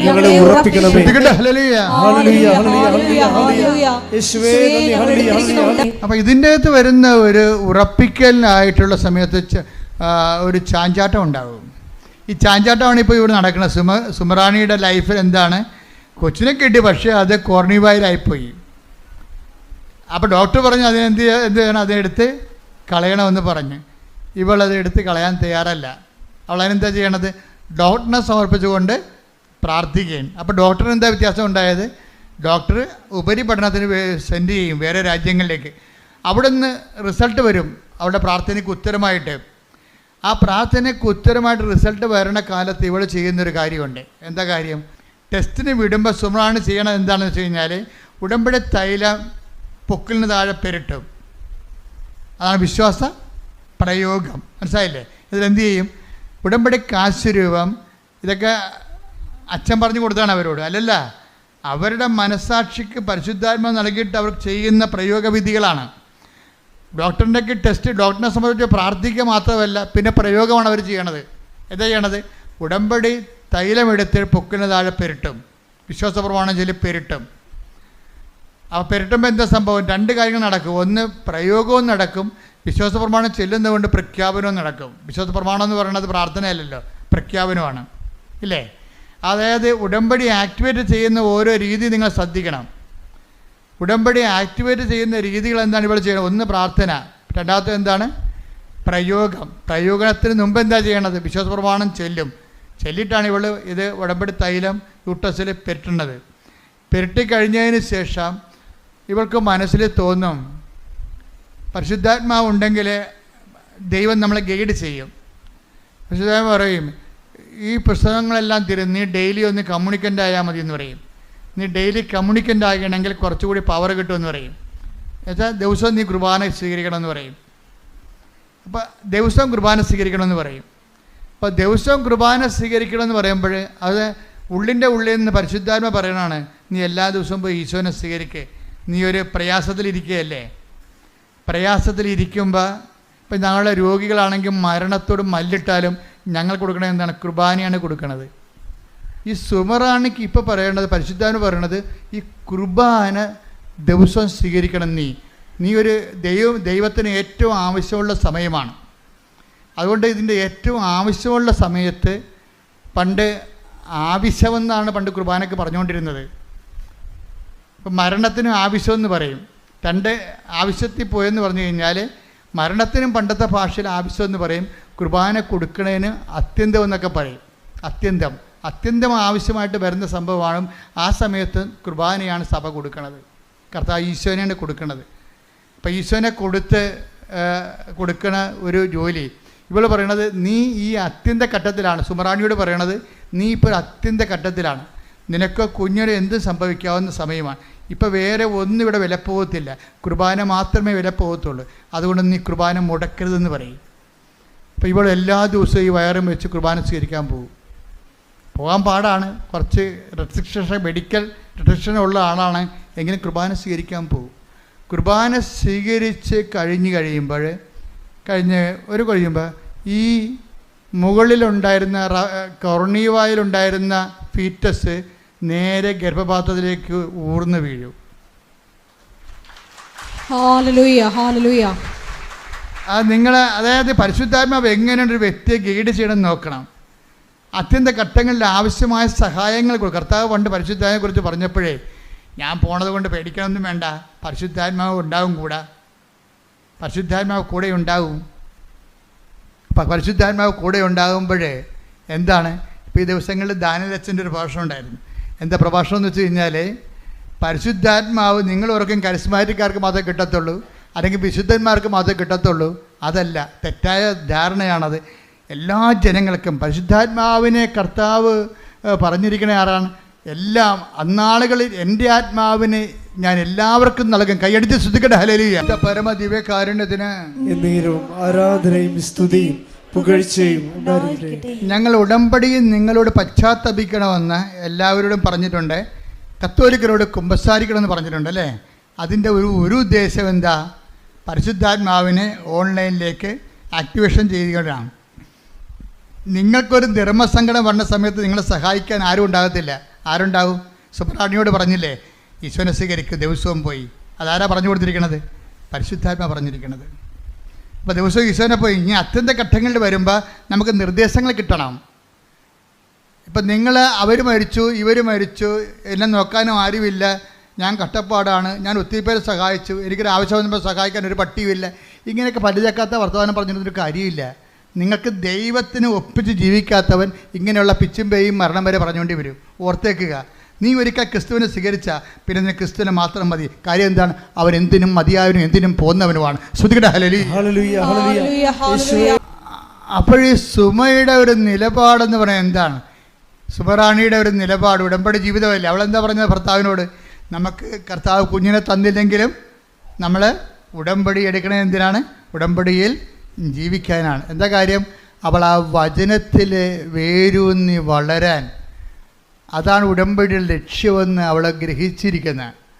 അതുകൊണ്ട് തനിക്കൊരു അനുഗ്രഹം കിട്ടിയില്ലെന്നവൻ്റെ പേരിൽ ദൈവത്തെ പ്രതിസ്ഥാനത്ത് നിർത്താൻ അവൾ തയ്യാറല്ല. ഒരു ആധ്യാത്മിക ജീവിതത്തിനെ അവൾ വിശ്വാസം കൊണ്ട് ജാമ്യത്തിലെടുക്കുകയാണ്. കൈയടിക്കട്ടെ. പരിശുദ്ധ പരമദിവ്യകാരുണ്യത്തിന് ആരാധനയും സ്തുതിയും പുകഴ്ചയും ഉണ്ടായിരിക്കട്ടെ. അപ്പോൾ വിശ്വാസം എന്തുകൊണ്ടാണ് പതറാത്തത്? അവൾ ആ വചനം കേൾക്കുകയും അതനുസരിച്ച് പ്രയോഗിക്കുകയും പ്രാർത്ഥിക്കുകയും പ്രഖ്യാപിക്കുകയും ചെയ്തുകൊണ്ട് ഉടമ്പടി ജീവിക്കുകയാണ്. പാറമേൽ തൻ്റെ ഭവനം പണിത് ചെയ്തിരിക്കുകയാണ്.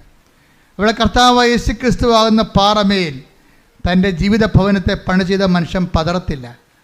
നിൻ്റെ വിളിയും തിരഞ്ഞെടുപ്പും ഉറപ്പിക്കുന്ന ഉത്സാഹം കാണിക്കാൻ വേണ്ടി 2:10 പറയുമ്പോൾ അവൾ പതറാതെ തൻ്റെ വിളിയും തിരഞ്ഞെടുപ്പും വചനം പാലിച്ചുകൊണ്ട് ഉറപ്പിക്കുകയാണ്. ഇങ്ങനെ വചനം പാലിച്ചുകൊണ്ട് ഉറപ്പിച്ചുകൊണ്ട് പോകുമ്പോഴേ നമ്മുടെ ജീവിതത്തിലെ അഭ്യൂഹങ്ങളോ മറ്റുള്ളവരുടെ വർത്തമാനങ്ങളോ മറ്റുള്ളവരുടെ സംസാരങ്ങളോ, ഇപ്പം എൻ്റെ മുന്നിലെ ആയിരങ്ങളും എൻ്റെ ഇടതുവശത്ത് 10,000-ങ്ങളും എൻ്റെ വലതുവശത്ത് 1000-ങ്ങളും മരിച്ചു വീഴാം എന്ന് പറഞ്ഞില്ലേ? സങ്കീർത്തനം എന്താ പറയണത്? Take the word of God 91 സങ്കീർത്തനം ശ്രദ്ധിക്കട്ടെ. ഹല്ലേലൂയ ഹല്ലേലൂയ യേശുവേ നന്ദി. ഹല്ലേലൂയ ഹല്ലേലൂയ ഹല്ലേലൂയ ഹല്ലേലൂയ ഹല്ലേലൂയ യേശുവേ സ്തുതി. ഹല്ലേലൂയ ഹല്ലേലൂയ ഹല്ലേലൂയ ഹല്ലേലൂയ യേശുവേ നന്ദി. ഹല്ലേലൂയ ഹല്ലേലൂയ. 91:7 സങ്കീർത്തനം 91:7. നിന്റെ പാർശ്വങ്ങളിൽ 1000 മരിച്ചു വീണേക്കാം. പറഞ്ഞേ, നിന്റെ പാർശ്വങ്ങളിൽ 1000 മരിച്ചു വീണേക്കാം. നിന്റെ വലതുവശത്ത് 10,000 എങ്കിലും നിനക്കൊരനർത്ഥവും സംഭവിക്കത്തില്ല. അതായത് ദൈവത്തിൻ്റെ വചനത്തില് അവൻ പറയണത് പോലെ ചെയ്തുകൊണ്ട് ഉടമ്പടി ജീവിച്ചുകൊണ്ട് പോകുമ്പോൾ പലർക്കും പല അനുഭവങ്ങളാകാം. അതൊന്നും കണ്ടിട്ട് നമ്മൾ പതറത്തില്ല. കാര്യം എന്താ? ഈ ഭവനം വെള്ളപ്പൊക്കമുണ്ടായി, മഴ പെയ്തു, കാറ്റടിച്ചു, വെള്ളപ്പൊക്കമുണ്ടായി, കാറ്റടിച്ചു, മഴ പെയ്തു, വെള്ളപ്പൊക്കമുണ്ടായി. അത് ആ ഭവനത്തുമ്മൽ ആഞ്ഞലിച്ചു, അത് വീണു പോയില്ല. കാരണം അത് പാറമേൽ സ്ഥാപിതമാണെന്ന് ഈശോ പറയുമ്പോൾ ഉടമ്പടി ജീവിതത്തിൻ്റെ ഒരു നിദർശനമാണ്. കൈയടിച്ച് സ്തുതിക്കട്ടെ. ഹല്ലേലൂയ. ഈ ഉടമ്പടി ഉറപ്പിക്കുന്ന കാലത്ത് ഇതുപോലെ മഴയനുഭവങ്ങളുണ്ടാവും, കാറ്റനുഭവങ്ങളുണ്ടാവും. നമ്മുടെ ഭവനത്തിന്മേൽ അടിച്ചു വീണ ജപ്തി നടപടി പോലെയുള്ള ഭവനത്തിന് കുലുക്കണ അനുഭവങ്ങളുണ്ടാവും. അതാണ് ഈശോ പറഞ്ഞിരിക്കുന്നത്. മത്തായി 7:27.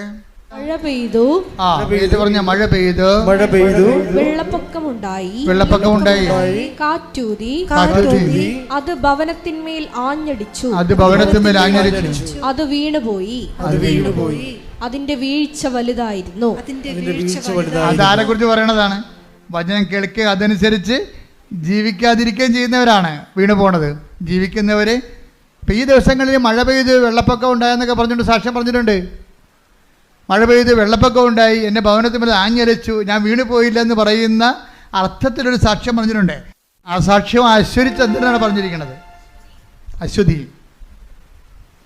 എന്താ സാക്ഷ്യം എന്ന് വെച്ചാൽ അവർ 3 സ്ഥലങ്ങളിൽ അവർ പരീക്ഷ എഴുതും. 3 സ്ഥലങ്ങളിൽ, പോലീസിൽ, പിന്നെ ഫോറസ്റ്റ് ബീറ്റ്സിൽ, അത് ഫോഴ്സാണ്, പിന്നെ ഫയർഫോഴ്സിലെ. അപ്പോൾ ഈ 2 സ്ഥലങ്ങളിലും തോറ്റു. എവിടെ തോക്കും? പോലീസിലും അവരുടെ ടെസ്റ്റിന് തോക്കും, അതുപോലെ തന്നെ ഫോറസ്റ്റ് ബീറ്റ്സിലും തോറ്റുപോകും പരീക്ഷ. ഇനി ഓരോരുത്തർ മാത്രമാണ് കരകയറണത്. അവിടെ എവിടെയാണെന്ന് വെച്ച് കഴിഞ്ഞാൽ അതിൻ്റെ പക്ഷേ ടെസ്റ്റുണ്ട്. ആളെ ക്വാളിഫൈഡായി, പക്ഷേ ഇനി ഇൻ്റർവ്യൂവും ടെസ്റ്റും ഉണ്ട്. പക്ഷേ അത് ഫയർഫോഴ്സിലാണ്. ഫയർഫോഴ്സിൽ ക്വാളിഫൈഡായി, പക്ഷേ ഇനി എന്താ ഉള്ളത്? ഇൻ്റർവ്യൂ ടെസ്റ്റും ഉണ്ട്. അപ്പോൾ ടെസ്റ്റ് ഉണ്ടപ്പോഴേ ഇവൾക്ക് തോന്നി, എത്രയെന്ന് ഇവൾ പറയുന്നുണ്ട്, വർക്ക് ഈസ് വർഷിപ്പ് എന്ന് ചില ആൾക്കാർ പറയത്തില്ലേ, ഇവിടെ ഈ അശ്വതി പറയണത്, ഞാൻ എൻ്റെ ജീവിതത്തിൽ ചിന്തിച്ചില്ല, പറവൂരുകാരത്തെയാണ്, കൊല്ലവാണെന്ന് തോന്നണം. അതായത് എൻ്റെ ജീവിതത്തിൽ ഞാൻ ചിന്തിച്ചിരുന്നത് എൻ്റെ വർക്കിലാണ് ഞാൻ ആശ്രയിച്ചിരുന്നത്. ഞാൻ നല്ലവണ്ണം എൻ്റെ ക്വാളിഫിക്കേഷൻ, എൻ്റെ കഴിവ്, അതാണ് സത്യം. ചില ആൾക്കാർ പറയത്തില്ലേ, ഇപ്പോൾ പഠിക്കുമ്പോൾ, ഇപ്പോൾ ഇന്നലെയൊക്കെ ഇവിടുന്ന് പഠിക്കണ പിള്ളേർ പോയില്ലേ, ഇപ്പോഴേ ബോർഡ് എക്സാം തുടങ്ങിയല്ലോ. അപ്പോൾ വെള്ളിയാഴ്ച ഞാൻ പ്രാർത്ഥിച്ചത്, ശനിയാഴ്ചയാണ് ബോർഡ് എക്സാം, വെള്ളിയാഴ്ച പ്രാർത്ഥിച്ചത് 200 പിള്ളേർക്ക് വേണ്ടി പ്രാർത്ഥിച്ചിട്ടുണ്ട്. 200 പിള്ളേരാ പ്രാർത്ഥിക്കുമ്പോൾ ഞാൻ ചീട്ട് നോക്കുമ്പോൾ ചില ആൾക്കാർ കാസർഗോഡുകാരാണ്. ഞാൻ ഓർക്കണം, ദൈവമേ എന്തൊരു വിശ്വാസമാണ് നിങ്ങൾക്ക്. കാരണം നാളെയാണ് ബോർഡ് എക്സാം. വൈകുന്നേരത്തെ മാവേലി എക്സ്പ്രസ്സിന് പോകേണ്ട ആൾക്കാരാണ്. അവിടെ എത്തണത് മിക്കവാറും 5:30 മണിക്കാണ് എത്തണത്. നേരെ ബോർഡ് എക്സാമിന് കയറേണ്ടതാണ്. ആൾക്കാരെവിടെ നിൽക്കുകയാണ്? കൃപാസനത്ത് നിൽക്കുകയാണ്. അതുവെച്ചാൽ അവരുടെ ആ സമയം അവർക്ക് വേസ്റ്റല്ല. എന്താ കാര്യം? അവർ വിശ്വസിക്കണ ആരിലാണ്? വിഷയത്തിലല്ല വിശ്വസിക്കണേ, കർത്താവിൽ ശക്തിയിലാണ് വിശ്വസിക്കുന്നത്. Not by merit but by ഗ്രേസിലാണ് വിശ്വസിക്കുന്നത്. അപ്പം ഞാൻ അവരോട് പറയും, ഈ സമയം ആണ് നിങ്ങളുടെ വിജയതോൽവി അറിയേണ്ട സമയം. എന്താ കാര്യം?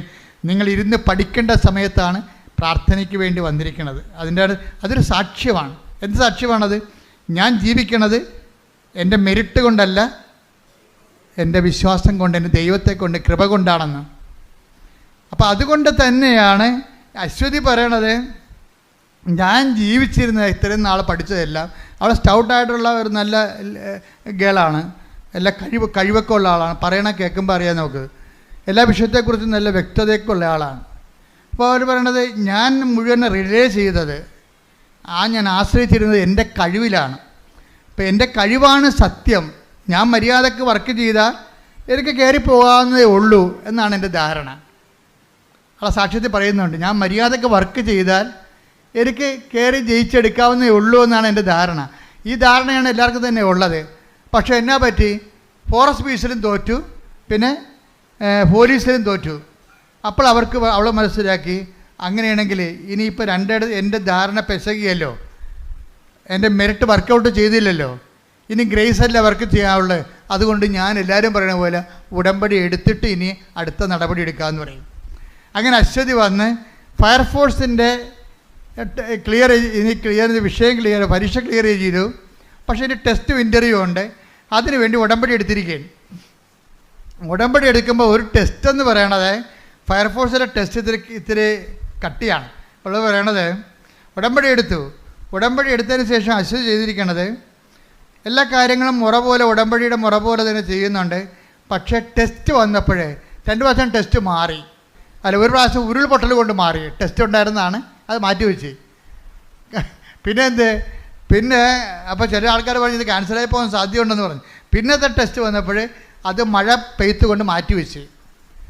പിന്നെ ഇനിയും ടെസ്റ്റ് വേണ്ടി കാത്തിരിക്കുകയാണ്. പിന്നെ ടെസ്റ്റ് വന്നപ്പോൾ ഒരു ടെസ്റ്റ് എന്താ? നീന്തലാണ് ടെസ്റ്റ്. നീന്തലിൻ്റെ എന്താണ് നീന്തേണ്ടത്? 50 അടി വെള്ളം. അപ്പോൾ കൃപാസനത്തിൻ്റെ ഇതൊരു 20 അടി 25 അടി ഇതിൻ്റെ പൊക്കമുള്ളു. ഇതിൻ്റെ ഇരട്ടി പൊക്കമുള്ള വെള്ളമാണ്, ആഴമാണ്. 50 അടി വെള്ളം, 50 അടി മീറ്റർ നീന്തണം. അപ്പോൾ 50 അടി ആഴത്തിലുള്ള വെള്ളത്തിൽ 50 മീറ്റർ നീന്തണം. അപ്പോൾ 50 മീറ്റർ നീന്തുമ്പോൾ അശ്വതി ഭയങ്കര സങ്കടം, പേടി. അപ്പോൾ അവർക്ക് അത് നീന്തി അത്ര വലിയ പരിചയമൊന്നുമില്ല, പഠിച്ചുകൊണ്ടിരിക്കുകയാണ്. ഈ ടെസ്റ്റിന് വേണ്ടി പഠിച്ചുകൊണ്ടിരിക്കുകയാണ് നീന്തൽ. അപ്പോൾ ഈ 50 അടി നല്ല ആഴമല്ലേ, അപ്പോൾ എങ്ങനെ മുങ്ങിപ്പോയാൽ ചത്തത് തന്നെ, താഴെയല്ലേ പൊങ്ങത്തുള്ളൂ, പിന്നെ കിട്ടത്തില്ലല്ലോ ആളാ, 50 അടിയില്ലേ. അപ്പോൾ നല്ല നീന്തൽക്കാരെ മാത്രമേ അവരെടുക്കത്തുള്ളൂ. പക്ഷേ ഇവിടെ നീന്തി പഠിച്ചുകൊണ്ടിരിക്കുകയാണ്. ഈ ആദ്യമായിട്ടൊക്കെ നീന്തി കഴിഞ്ഞുള്ള അവസ്ഥ എന്തായിരിക്കും? ഇങ്ങനെ അപ്പോൾ അവർക്കൊരു പേടിയുണ്ട്. അവളവിടെ മെൻറ്ററിനെ വിളിച്ച് അവളെ കൊണ്ട് ഉടമ്പടി എടുപ്പിച്ച ഒരാളാണ് അവൾ മെൻറ്റർ എന്ന് പറയുന്ന ആൾ. മെൻറ്ററെ ചോദിച്ചു, ചേച്ചി ഞാൻ ഈ 50 അടി വെള്ളത്തിൽ നീന്തുമ്പോഴേ ഞാനെങ്ങാനും മുങ്ങിപ്പോയ ചത്തുപോകുമായിരിക്കും അല്ലേ? അവളുടെ ആശങ്ക ഇതാണ്. അപ്പോൾ ഈ മെൻറ്റർ വെടിക്കെട്ട് സംഭവമാണ്. മെഴുവറെ നീ എന്തിനെ പേടിക്കണത്? ഈ വെള്ളത്തിനെ നിൻ്റെ കൂടെ ഉള്ളൊരു കടലാണെന്ന് നീ ഓർക്കണം. നിൻ്റെ കൂടെ ഉള്ളൊരു കടലാണ്. നീ ഇറവെള്ളത്തിനെ എന്തിനാ പേടിക്കണതെന്ന് ചോദിച്ചു. അപ്പോൾ ഇവിടെ പവറടിച്ച് അവിടെ കൂടെ ഉള്ള കടലാണെന്ന് പറയുന്നത് ഈ ആളിനാണ് കടലെന്ന് പറയുന്നത്. എല്ലാ അപകടങ്ങളും തരണം ചെയ്യാൻ പറ്റിയ ഒരാളാണ് നിൻ്റെ കൂടെ ഉള്ളത്. പിന്നെ ഇതേണ്ട മഴയെ ഇറവെള്ളം വീഴുന്നതിന് നീ എന്താ പേടിക്കണം? അപ്പോൾ അവൾക്ക് ധൈര്യമായി. മെൻ്റർ അവൾക്ക് നല്ല ധൈര്യം കൊടുത്ത് അവളൊരു പണി ചെയ്യും. ആ ഈ ഉടമ്പടി ഉറച്ച ഒരാളാണ്. കാര്യം വെച്ചാൽ വെറുതെ ഇങ്ങനെ പത്രം കൊടുക്കത്തില്ല. പത്രം കൊടുക്കണമെങ്കിൽ ഞാൻ എൻ്റെ അമ്മയെക്കുറിച്ച് കുറച്ച് സംസാരിക്കുമെന്ന്. എൻ്റെ അമ്മോ, അത് കേട്ടാൽ തന്നെ നമ്മുടെ ഹൃദയം തറച്ചിച്ചു പോകും. ഞാൻ പത്രം കൊടുക്കും, വെറുതെ ഇങ്ങനെ കൊടുക്കത്തില്ല. ഞാൻ പത്രം കൊടുക്കുമ്പോൾ എൻ്റെ അമ്മയെക്കുറിച്ച് 2 വാക്ക് സംസാരിക്കും. ആരെക്കുറിച്ച്? കൃപാസന മാതാവിനെക്കുറിച്ച്. പൊന്നമ്മയെന്ന് പറഞ്ഞാൽ എൻ്റെ പൊന്നമ്മയെക്കുറിച്ച് ഞാൻ സംസാരിക്കുമെന്ന്. അതൊക്കെ കേൾക്കാൻ നല്ല രസമാണ്. അവൾ ഹൃദയത്തിൻ്റെ ആഴങ്ങളിൽ നിന്ന് പറയണതാണ്. അങ്ങനെ സംസാരിച്ച് ദൈവതിരുസന്നിധിയിൽ അവളൊരു പിടിപാടുണ്ടാക്കിയെടുത്ത്, അമ്മയുമായിട്ടൊരു ടൈപ്പ് ഉണ്ടാക്കിയെടുത്ത്. അതുകൊണ്ടാണ് അവളോട് പെട്ടെന്ന് നിൻ്റെ കൂടെയുള്ള സമുദ്രമാണെന്ന് പറയുമ്പോൾ അഭിഷേകം വരാൻ പോണത് പരിശുദ്ധാത്മാവ് അംഗീകരിക്കണം കൊണ്ടാണ്. അവളുടെ കൂടെ ഉണ്ട് മാതാവ്. അതുകൊണ്ട് തന്നെ ഇവൾ പോയി ഇവൾ നീന്തും. അവൾ നീന്തി കഴിയുമ്പോൾ എന്താ സംഭവിക്കണമെന്ന് അറിയാമോ? ഇവിടെ റിസൾട്ട് വരുമ്പോഴാണ് ഞെട്ടണത്. 1ാം റാങ്കാണ്. അത് അമ്മയുടെ സ്വഭാവം അറിയാമല്ലോ. അമ്മ സഞ്ചാരി മാതാവല്ലേ, വേണേ കൂടെ നീന്തും ആള്. അതാണ് പരിപാടി. അത് എനിക്ക് അമ്മയെക്കുറിച്ച് അറിയാവുന്നതുകൊണ്ട് എനിക്കറിയാം. അത് കരക്ക് നിൽക്കത്തില്ല, നമ്മളെ കൈയെടുത്ത് നീന്തിക്കത്തില്ല, കൂടെ വരും. അത് ദൈവത്തിൻ്റെ പ്രഖ്യാപനം ഇന്ന് നിറവേറണം അമ്മയിലൂടെയാണ്. I will come with you wherever you go even it is a water tank. അത് വലിയൊരു ഹ്യൂജായിട്ടുള്ള വാട്ടർ റിസർവ് ആണെങ്കിൽ പോലും അമ്മ കൂടെ വരും. കൂടെ വരുമെന്ന് കേൾക്കുമ്പോൾ നിങ്ങൾക്ക് ത്രസ്തടിക്കണം. എന്താ കാര്യം? I will come with you wherever you go. അതല്ലേ വചനം, പ്രഖ്യാനം, അതല്ലേ പ്രഖ്യാപനം, അതല്ലേ വാഗ്ദാനം. എന്താണ് ജോഷുവാക്കി കൊടുത്ത വാഗ്ദാനം? നീ എവിടെയായിരുന്നാലും ഞാൻ നിൻ്റെ കൂടെ വരും. അതെവിടെയാണ്? പ്രസവ വാർഡിലായാലും വെന്റിലേറ്ററിലായാലും ഏത് വിഷയത്തിലായാലും ദൈവത്തെ കൂടെ നിർത്താൻ കഴിയുന്നതാണ് ഉടമ്പടി. ശ്രുതികട്ടെ ഹല്ലേലൂയ. പരമദിവ്യകാരണത്തിന് നമ്മൾ പകച്ചു പോണത് ഈ പെൺകുട്ടി പറയുന്ന വചനങ്ങളുടെ ഒരു പ്രഘോഷണത്തിലാണ്. ഇവിടെ പറയണത് ഞാൻ ഇതൊക്കെ ചെയ്യണമുണ്ടല്ലോ, എനിക്കൊരു തിരിച്ചറിവുണ്ട്. എന്താണത്? അത് 1 കൊരിന്ത്യൻസ് 15:10 എൻ്റെ തിരിച്ചറിവെന്ന്. Take the word of God. 1 Corinthians 15:10. ശ്രുതികട്ടെ ഹല്ലേലൂയ ഹല്ലേലൂയ ഹല്ലേലൂയ ഹല്ലേലൂയ. യേശുവേ നന്ദി. ഹല്ലേലൂയ ഹല്ലേലൂയ. യേശുവേ സ്തുതി. ഹല്ലേലൂയ ഹല്ലേലൂയ ഹല്ലേലൂയ. 1 കൊരിന്ത്യൻസ് 15:10. ഞാൻ എന്തായിരിക്കുന്നുവോ, കേട്ടോ, എന്താണ് ഞാൻ എന്തായിരിക്കുന്നുവോ അത് ദൈവകൃപയാലാണ്. അത് ദൈവകൃപയാലാണ്. എൻ്റെ മേൽ ദൈവം ചൊരിഞ്ഞ കൃപ നിഷ്ഫലമായി പോയിട്ടില്ല. നേരെ മറിച്ച് മറ്റെല്ലാവരെയും കാൾ അധികം ഞാൻ അധ്വാനിച്ചു. എന്നാൽ ഞാനല്ല, എന്നിലുള്ള ദൈവകൃപയാണ് അധ്വാനിച്ചത്. നിങ്ങളെ കുറച്ചുപേര് പറയുമായിരിക്കും ഇതൊക്കെ അച്ഛൻ പറഞ്ഞ വചനമല്ലേ, അത് കേട്ട് പറയണം. അങ്ങനെയല്ല. അവളത് പറയുമ്പോൾ അവളുടെ പ്രയോഗത്തിലൂടെ അനുഭവിച്ച ദൈവജ്ഞാനത്തിൽ നിന്നാണ് പറയണത്. എന്താ കാര്യം? ഞാൻ ഈ 50 അടി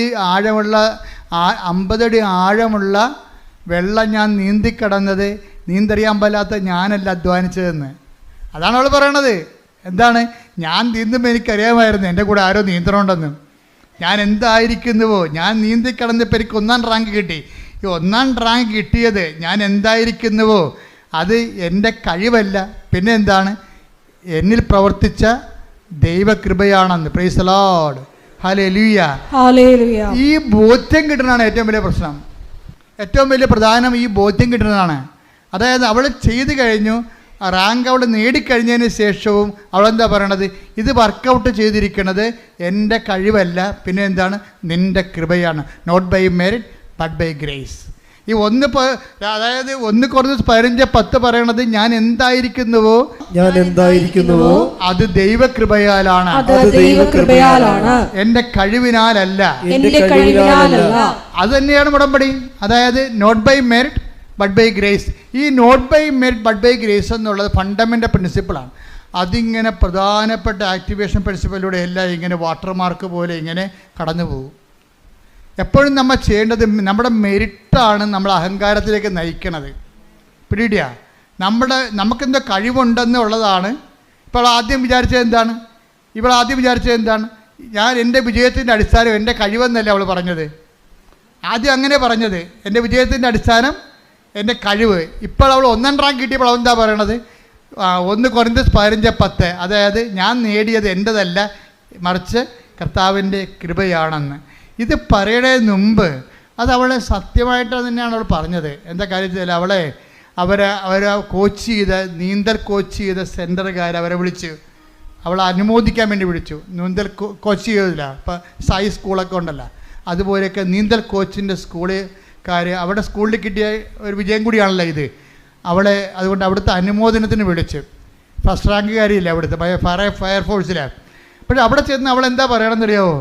ഗുരുഭൂതന്മാരുണ്ട്, എനിക്ക് ഇവിടെ ഇരിപ്പുണ്ട്, എന്നെ പഠിപ്പിച്ചവർ, കഷ്ടപ്പെട്ട് പഠിപ്പിച്ചവർ, അതെല്ലാം ശരിയാണ്, എനിക്കവരോട് നന്ദിയുണ്ട്. എൻ്റെ സതീർത്ഥ്യരുണ്ട്, എന്നെ പ്രോത്സാഹിപ്പിച്ചവർ, എനിക്കവിടെ നന്ദിയുണ്ട്. പക്ഷേ എനിക്ക് ഏറ്റവും കൂടുതൽ നന്ദിയുള്ളത് കൃപാസനം മാതാവിനോടാണെന്ന്.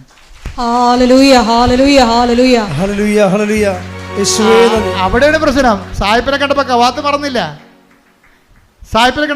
പറഞ്ഞില്ല. അവൾ പ്രേക്ഷിതയാണ്. എന്താ കാര്യം? എന്നിട്ട് അവൾ ഉദ്ധരിക്കേണ്ട ഒരു വചനമുണ്ട്, 10:32. Take the bed of God. ശ്രുതിക്കട്ടെ ഹല്ലേലൂയ, ഹല്ലേലൂയ, ഹല്ലേലൂയ. യേശുവേ നന്ദി. ഹല്ലേലൂയ, ഹല്ലേലൂയ, ഹല്ലേലൂയ, ഹല്ലേലൂയ, ഹല്ലേലൂയ. മത്തായി 10:32. ഇതാണ് ഉദ്ധരിക്കണത്, അശ്വതി ഉദ്ധരിക്കണത്. മനുഷ്യരുടെ മുമ്പിൽ എന്നെ ഏറ്റുപറയുന്നവനെ എന്റെ സ്വർഗസ്ഥനായ പിതാവിന്റെ മുമ്പിൽ ഞാനും ഏറ്റുപറയും. ദൈവം അവളെ ഇനിയും ഏറ്റുപറയുന്ന നമുക്കറിയാം. അതുകൊണ്ട് എന്താണ്? സ്വന്തം ഗുരുഭൂതന്മാരുടെ മുമ്പിൽ പോയി എന്നുവെച്ചും പറയും, കൃപാസനം മാതാവാണ് എൻ്റെ കൂടെ നീന്താൻ വന്നതെന്ന് പറയും. അതാണ് ഏറ്റുപറച്ചിലെന്ന് പറയണത്. അല്ലാതെ മറ്റുള്ളവരെ കാണുമ്പോഴേ ദൈവത്തെ മറക്കരുത്. നിങ്ങൾക്ക് എപ്പോഴും പറ്റുന്ന ഒരു അബദ്ധം ഇതാണ്. നിങ്ങളെ പഞ്ചപുച്ഛം അടച്ച് ഒച്ചാനിച്ച് ഇവിടെയുള്ള എല്ലാ കാര്യവും പറയും. ഓട്ടോറിക്ഷയുടെ സെക്കൻഡ് ഗിയർ എടുക്കണ പോലെ നിലയും വിളിക്കും. ഇതൊക്കെ ഈ അഭ്യാസം ഇവിടെയേ ഉള്ളൂ. പുറത്തേക്ക് കഴിയുമ്പോൾ പറയും എൻ്റെ കഴിവാണെന്ന് പറയും. അത് ദൈവത്തിന് അറിയാം. ഓർഡർ തമ്മാവ അതന്നെ, അത് ഞാൻ എപ്പോഴും പറയണല്ലേ, അത് ദൈവത്തിന് അറിയാം. ഇവിടെ നിന്നുകൊണ്ട് ഇതൊക്കെ പറയും, പക്ഷെ പുറത്തിറങ്ങിയിട്ട് പറയത്തില്ല. അത് അവരുടെ കഴിവാണെന്ന് പറയും, അവിടെ എക്സ്പീരിയൻസ് ആണെന്ന് പറയും. പിന്നെ എനിക്ക് ഇന്ന ആളെന്നെ വിളിച്ച് പറഞ്ഞിട്ടാണെന്ന് പറയും. ഇന്ന ആൾ വീട്ടിൽ നിന്ന് കൊണ്ടുവന്ന് 5 ലക്ഷം രൂപ കൊടുത്തിട്ടാണെന്ന് പറയും. ദൈവം ഞൊട്ടും. മനസ്സിലായ?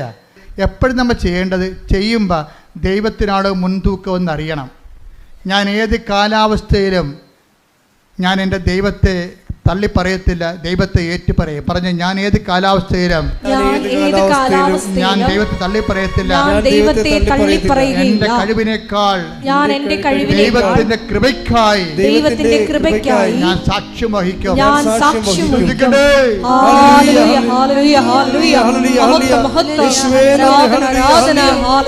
പരിശുദ്ധ പരമ ദിവ്യകാരുണ്യത്തിന് കർത്താവിൻ്റെ ജീവിതം ഇളകുന്ന കാലം ഉണ്ടായിരുന്നു. കർത്താവിൻ്റെ ജീവിതമേ കാൽച്ചുവട്ടിലെ മണ്ണ് ഊർന്നു പോവുകയും കർത്താവിന് നിലത്തെറ്റുകയും പിടിക്കാൻ ഒരിടമില്ലാതെ ഇങ്ങനെ ഇളകുന്ന സമയമുണ്ടായിരുന്നു. അതാണ് ഗെത്സമനി നമ്മൾ കാണുന്നത്. പിടിക്കാനൊരിടമില്ല. താൻ ഉറച്ചു വെച്ചിരുന്ന കാൽച്ചുവട്ടിലെ മണ്ണ് ഇളകുമ്പോഴും കർത്താവ് പ്രഖ്യാപിക്കുന്നൊരു വചനം. അതാണ് ഈ നമ്മളുടെ 17 യോഹന്നാൻ്റെ 17-ാം അധ്യായം 17-ാം വാക്യയിലെ അത് ഗെത്സമനിലെ പ്രാർത്ഥന. അവൻ്റെ കാൽച്ചുവട്ട് മണ്ണിളകുകയാണ്. അവൻ്റെ കൂടെയുള്ളവൻ തന്നെ പോയി ഒറ്റയ്ക്ക് കൊടുക്കാൻ പോകുന്നു. അവനെ കൂടെ കൊണ്ട് നടന്നവൻ തന്നെ അവനെ തള്ളിപ്പറയാൻ പോകുന്നു. അവൻ്റെ കാൽച്ചുവട്ടിലെ മണ്ണ് ഇളകുന്നു. അവന് പിടിച്ചു നിൽക്കാനൊരു ഇടമില്ല. ഒത്ത ഇളകുകയാണ്. നില കിട്ടണില്ല. നില കിട്ടാത്തപ്പോൾ അവൻ പറഞ്ഞൊരു വാക്കുണ്ട്. എന്താ പറയണത്? യോഹന്നാൻ 17:17 അങ്ങയുടെ വചനമാണല്ലോ സത്യം, മറ്റൊന്നും സത്യമല്ല. പത്രോസ് സത്യമല്ല, പീലാത്തോസ് സത്യമല്ല, യൂദാ സത്യമല്ല, മനുഷ്യൻ സത്യമല്ല, കഴിവ് സത്യമല്ല, സ്വാധീന സത്യമല്ല, ദൈവമാണ് സത്യം, വചനമാണ് സത്യം. കയ്യടിക്കട്ടെ.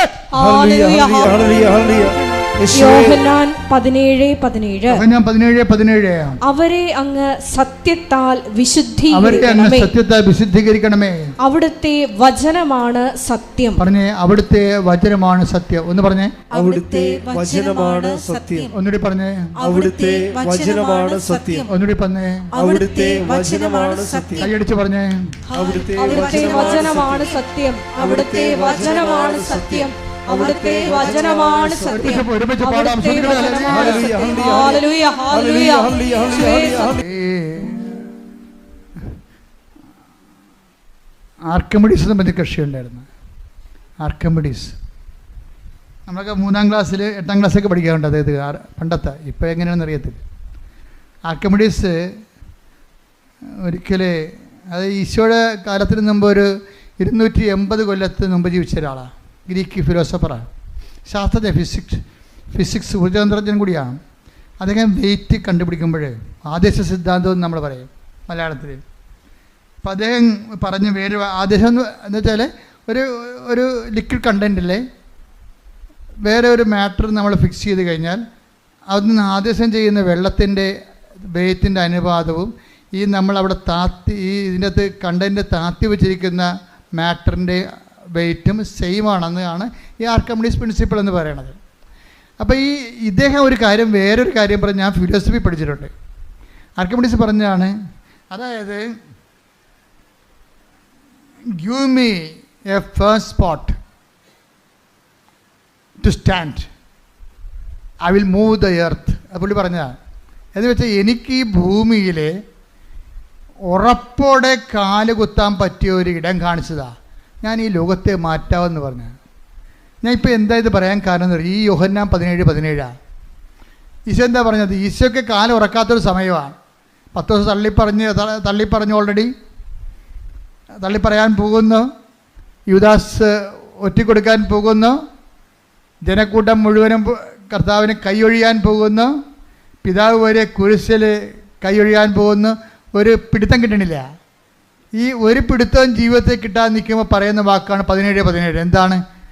എല്ലാം മിഥ്യയാണ്, അങ്ങയുടെ വചനമാണ് സത്യം. എനിക്ക് ഉറപ്പിച്ച് കാലുറച്ച് നിൽക്കാൻ, എൻ്റെ ജീവിതത്തിൽ എനിക്ക് പിടിവിട്ടു പോകുമ്പോഴേ പിടിക്കാനുള്ള, ഉറച്ചു നിൽക്കാനുള്ള ഇടമാണ് യോഹന്നാൻ 17:17, അങ്ങയുടെ വചനമാണ് സത്യമെന്ന്. അതുകൊണ്ടാണ് ഉടമ്പടി വരുമ്പോൾ എന്താ നമ്മൾ ചെയ്യണത്? ഈ ഉറപ്പുള്ള തറയിലേക്ക്, നിലപാട് തറയിലേക്ക് നമ്മുടെ ജീവിതം മാറ്റുക. ഈ വചനം അനുസരിച്ച് നമ്മൾ ജീവിക്കുന്നതിലൂടെ നമ്മളെന്താ സംഭവിക്കുന്നത്? പാറമേൽ ഭവനം ചെയ്ത ബുദ്ധിമാനായ മനുഷ്യനായിട്ട് പുരുഷനായിട്ട് മാറുകയാണ്. അതായത് വചനം പാലിക്കുക വഴി നമുക്ക് നിലകിട്ടാത്ത ഒരു ജീവിത സാഹചര്യം, കുടുംബമാണ്, വിവാഹം പിരിയാൻ പോകുന്നു, മക്കളില്ല, ജപ്തി വരാൻ പോകുന്നു, PR ഇല്ല, വിസ വീണ്ടും പുതുക്കി കിട്ടണില്ല, നാട്ടിലേക്ക് തിരിച്ചു പോരാൻ പോകുന്നു, കടക്കാർ നമ്മൾ വളയുന്നു, ഇങ്ങനെയുള്ള ഒത്തിരിയേറെ നിലകിട്ടാത്ത ജീവിത പ്രശ്നങ്ങളുണ്ട്. അവിടെയെല്ലാം അതിനേക്കാൾ ക്രൂഷ്യലായിട്ടുള്ള ടൈമിലാണ് ഈശോ ഈ വാക്ക് പറയണത്. അല്ല, ഈശോ മലമുകളിൽ നിന്നുകൊണ്ട് അവസാനത്തെ ജനക്കൂട്ടം വരുമ്പോൾ ആത്മനാ ദാരിദ്ര്യമുള്ള ഭാഗ്യവാന്മാർ, അവർ ഹൃദയശുദ്ധിയുള്ള ഭാഗ്യവാന്മാർ ദൈവത്തെ കാണും, അങ്ങനെ പറയുന്നൊരു കാലാവസ്ഥ, ആംബിയൻസ് അല്ല അവിടെ ഉള്ളത്. മറിച്ച് പിടിവിട്ട് പോയിരിക്കുക, നിലയില്ലാതെ പോയിരിക്കുമ്പോൾ പറയണ പ്രഖ്യാപനമാണ്. എന്താണ്? ഈ അവസ്ഥയിൽ അങ്ങയുടെ വചനമാണല്ലോ സത്യം. ഈ അവസ്ഥയിൽ, അതായത് ജീവിതത്തിൻ്റെ ദുരിത അവസ്ഥകളിൽ, കൈവിട്ടു പോകുന്ന നിലയില്ലാത്ത അവസ്ഥകളിൽ വചനമാണ് നമ്മുടെ മുമ്പിൽ സത്യമായിട്ട് നിൽക്കുന്നത്. അതുകൊണ്ട് തന്നെ ആ വചനം പാലിച്ച് ജീവിക്കുക വഴി നമ്മൾ മത്തായി 7:25 പ്രവേശിക്കുകയാണ്. എന്താണ്? മഴ പെയ്ത് വെള്ളപ്പൊക്കമുണ്ടായി. 7:27 അത് ഭവനത്തിൽ ആഞ്ഞിരച്ചു, അത് വീണില്ല. കാര്യമെന്താണ്? അത് പാറമേൽ സ്ഥാപിതമായിരുന്നു. ഉടമ്പടി ഉറപ്പിക്കണത് ഇങ്ങനെയാണ്. വചനം എന്തെല്ലാം വിഷയങ്ങൾ ചെയ്തത് അങ്ങതാണ്, സുമറാണി ചെയ്ത അതാണ്. എന്താണ്?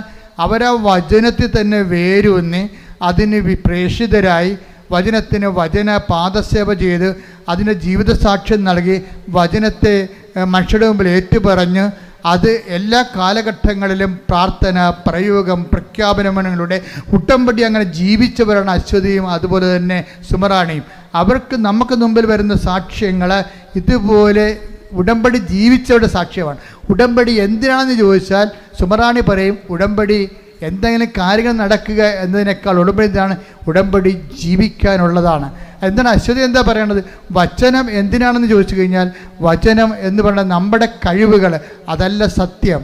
ഞാൻ അങ്ങനെ ധരിച്ചിരുന്നു, പക്ഷേ എനിക്ക് മനസ്സിലായി എൻ്റെ കഴിവല്ല, ഞാൻ എന്തായിരിക്കുന്നുവോ 1 കൊരിന്ത്യസിൻ്റെ 15:10 അത് കർത്താവിൻ്റെ കൃപയാണ്. ഞാൻ അധ്വാനിച്ചത് ഞാൻ ആ കൃപയാൽ അധ്വാനിച്ചുകൊണ്ട് ജീവിതത്തിൻ്റെ പ്രതിസന്ധികളെയും പ്രതിരോധങ്ങളെയും പ്രതിരോധിക്കാൻ വേണ്ടിയുള്ള ദൈവിക നടപടിക്രമമാണ് ഉടമ്പടിയെങ്കിൽ ആ ഉടമ്പടി ഉറച്ചു നിൽക്കാൻ വേണ്ടി കർത്താവിൻ്റെ പരിശുദ്ധ അമ്മയുടെ മധ്യസ്ഥതയിൽ ഞാൻ നിങ്ങളെ ആശീർവദിക്കുന്നു. ശ്രദ്ധിക്കട്ടെ.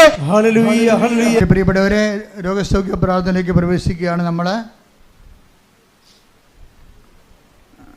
അച്ഛനെ മിക്സ് ചെയ്തായിരിക്കും പ്രാർത്ഥിക്കാൻ പോകുന്നത്.